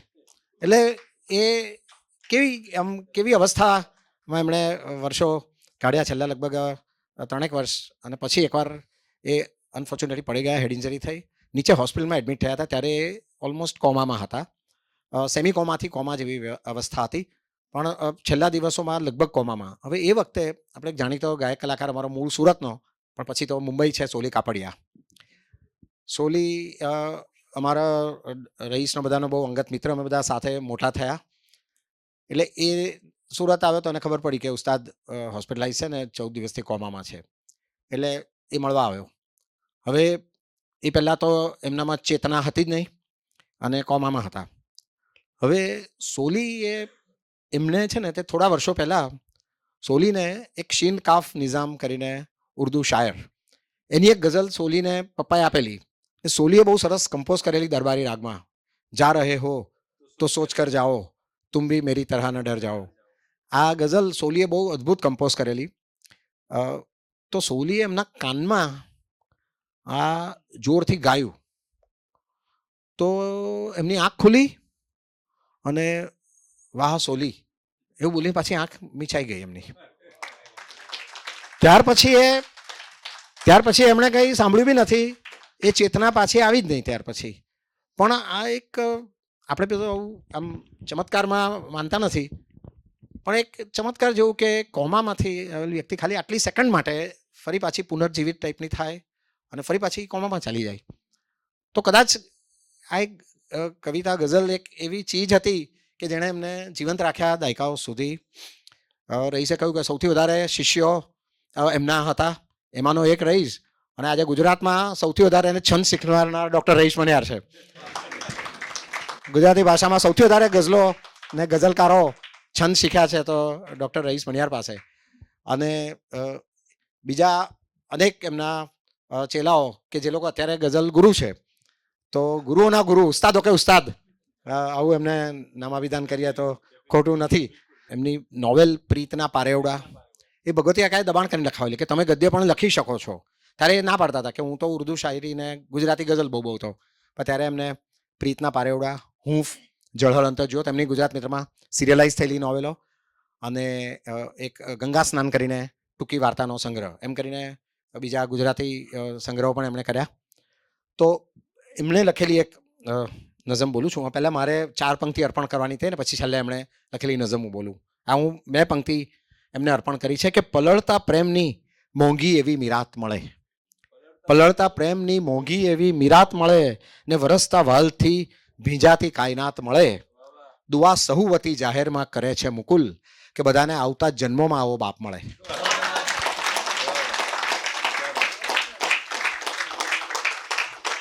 પણ ખાસ મનીષભાઈનો આભાર એટલે માનું કે આજે એમણે રાખ્યું જ ને 4મી મે. જરાક મનીષભાઈ આજે આ તો આજે રવિવારને ચોથી મે છે, પણ 8મી મે એમણે એક એવો શેર લખ્યો કે જેવો ગુજરાતી સાહિત્યમાં કોઈએ નથી લખ્યો. મારી મમ્મીનું નામ મનુબેન. 8મી મે એમના લગ્ન થયા હતા. એમણે લખ્યું કે 8 મે 1951ના દી 8 મે 1951ના દી 7 ફેરા હું મનુ સાથે ફર્યો. સાદી વાત છે, પણ શેરમાં લખી, પત્નીનું નામ લખું શેરમાં, એક પહેલી હિંમતની વાત, અને લગ્નની તિથિ તારીખ સાથે લખું એ ડબલ. પણ એમનું સામંજસ્ય એવું હતું કે તેઓએ આ લખ્યું. એટલે 8 મે આવી રહી છે, 4-5 દિવસ. 1951ની વાત હતી, આજે 2025 છે. તો એમના જીવનમાં બહુ મોટો ફાળો. બેફામ, સૈફ, શૂન્ય બધા આવતા, અને અમારે ત્યાં 2 સખાવતી ડૉક્ટરો હતા એટલે છે હજુ પણ. 2 કપલ, એમાં એક ડૉક્ટર રાજેન્દ્ર દેસાઈ, આરઆઈ દેસાઈ કરીને. ત્યાં બધા શાયરો આવે તો એમનો બધો ઇંતજામ ત્યાં એમને ત્યાં, અને એમના ફાર્મમાં, એમના બંગલાના ગાર્ડનમાં કવિતાનો જલસો થાય. અને ગની ચાચાનું એક મકાન હતું મહેક કરીને, એની ટેરેસ પર થાય. અને એક માલતીબેન, ડૉક્ટર પીસી શાહ, એમના દીકરા દીકરીઓ બી આજે મોટા ઓપ્થેલ્મોના ગાયનેકોલોજીસ્ટ છે. તો એમને ત્યાં, તો એ ત્યાંથી થાય, તો ત્યાંથી જે બંચિંગ હોય ભજીયા અને બધું, તે મારા ઘરેથી ભરાઈને ડબ્બા હું લઈ જતો. ને આ બધાની સેવા કરવાનો તક મને મળતી તે પપ્પાને કારણે. અને એવા અસંખ્ય શાયરો ગુજરાતભરમાં, મુંબઈમાં અને ઠેર ઠેર, કે જે આજે પણ મને મનહરલાલ ચોકસીના દીકરા તરીકે જ જુએ છે. હું ગમે તે હું આજની તારીખે તું મનહરલાલ ચોકસીનો દીકરો, તો ગૌરવ છે મને. છેલ્લે આ થોડાક શેર એમના બયાને દિલ કરીને એમણે આવું લખ્યું હતું. એમાં આ પેલું ભગવતી કાકાએ લખાવી નવલકથાઓ, આ મેં દબાણ કરીને એમની પાસે લખાવેલું કે આ શ્વાસ મારા જેને લીધે વિદ્યમાન છે, મારી ગઝલ વિશેનું હવે આ બયાન છે. કે 15 વર્ષનો છોકરોને એની કલ્પના પહોંચી શકે તો ક્યાં સુધી પહોંચી શકે ભલા? 15 વર્ષનો છોકરોને એની કલ્પના પહોંચી શકે તો ક્યાં સુધી પહોંચી શકે ભલા? ને એના હૃદયની પાંખ હજી ફૂટતી હતી, સંવેદનાની આંખ હજી ખુલતી હતી, તો પણ કરી રહ્યો હતો નજર આસમાન પર, ને કોપણ ફૂટી રહી હતી એની જબાન પર. કે ગુજરાતમાં ગઝલનો સિતારો ઉગ્યો હતો, એનો પ્રકાશ છેક હૃદયમાં પૂગ્યો હતો. ઘાયલ મરી શૂન્યને સૈદાના નામનો ચાહક બન્યો એ છોકરો શાયર તમામનો. કે સાચા સુરીલા સૌમ્ય અને સ્વપ્નશીલ હતા, સુરતમાં પણ અસીમ ગનીને અનિલ હતા. સાચા સુરીલા સૌમ્ય અને સ્વપ્નશીલ હતા, કે સુરતમાં પણ અસીમ ગનીને અનિલ હતા. એ સૌની ગઝલો સાંભળીને ડોલતો હતો, એના હૃદયમાં એક કવિ બોલતો હતો. કે ઉર્દુની નાની મહેફિલોમાં બોલતો એ છોકરો હૃદયના બધા દ્વાર ખોલતો. કે 22 વર્ષની ઉંમરે શાદીશુદા થયો, 17 વર્ષની એક ગઝલનો ખુદા થયો. ક્યાં વાત હે! કે 22 વર્ષની ઉંમરે શાદીશુદા થયો, 17 વર્ષની એક ગઝલનો ખુદા થયો. ને બીજું ઘણું એને અનાયાસ સાંપડ્યું, મૈત્રીનું એક રત્ન અચાનક જડી ગયું. બીજું ઘણું એને અનાયાસ સાંપડ્યું, મૈત્રીનું રત્ન એક અચાનક જડી ગયું. એ રત્ન એટલે કે જો આ ભગવતી ન હોત તો એની આ ઉજાસભરી ઉન્નતિ ન હોત. Tribute, what a tribute. એ રત્ન એટલે કે જો આ ભગવતી ન હોત તો એની આ ઉજાસભરી ઉન્નતિ ન હોત. ને વહેતી 2 દોસ્તોએ શબ્દની નદી કરી, અક્ષર અવાજને આંસુઓની ફિલબદી કરી. ફિલબદી એટલે 2 સાથે મળીને સહસર્જન જેને કહે છે કવિતામાં, એ ફિલબદી કહેવાય છે. કે વહેતી 2 દોસ્તોએ શબ્દની નદી કરી, અક્ષર અવાજ ને આંસુઓની ફિલબદી કરી. ને પદ્ય સાથે ગદ્ય લખાતું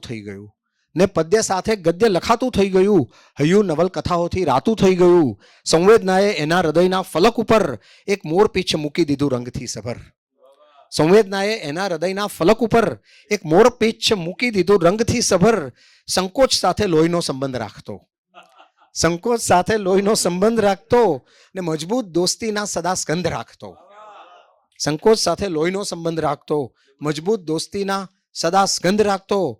એનું તમામ કામ લખી દો ખુદાને નામ. એની હજારો ગઝલો છે, એની વાત છે કે એનું તમામ નામ લખી દો ખુદાને નામ, ને બાકીનું કામ લખજો એના છોકરાને નામ. ચોકસી સાહેબ લખી ગયા. એનું તમામ કામ લખી દો ખુદાને નામ, ને બાકીનું કામ એટલે ગઝલ લખવા સિવાયનું.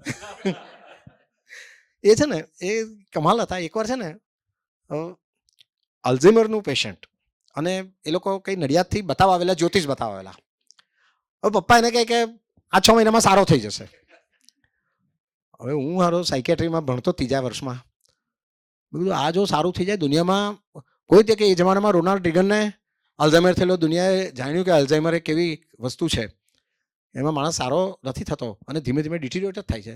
મેં કીધું પપ્પા તમે કે બોલો તો જરાક તો વિચારીને બોલો. મેં કીધું આ તે કે જો તારું સાયન્સ ગમે તે કહેતો હોય પણ એ સંકલ્પ કરો સારો થઈ જાય એમ કે.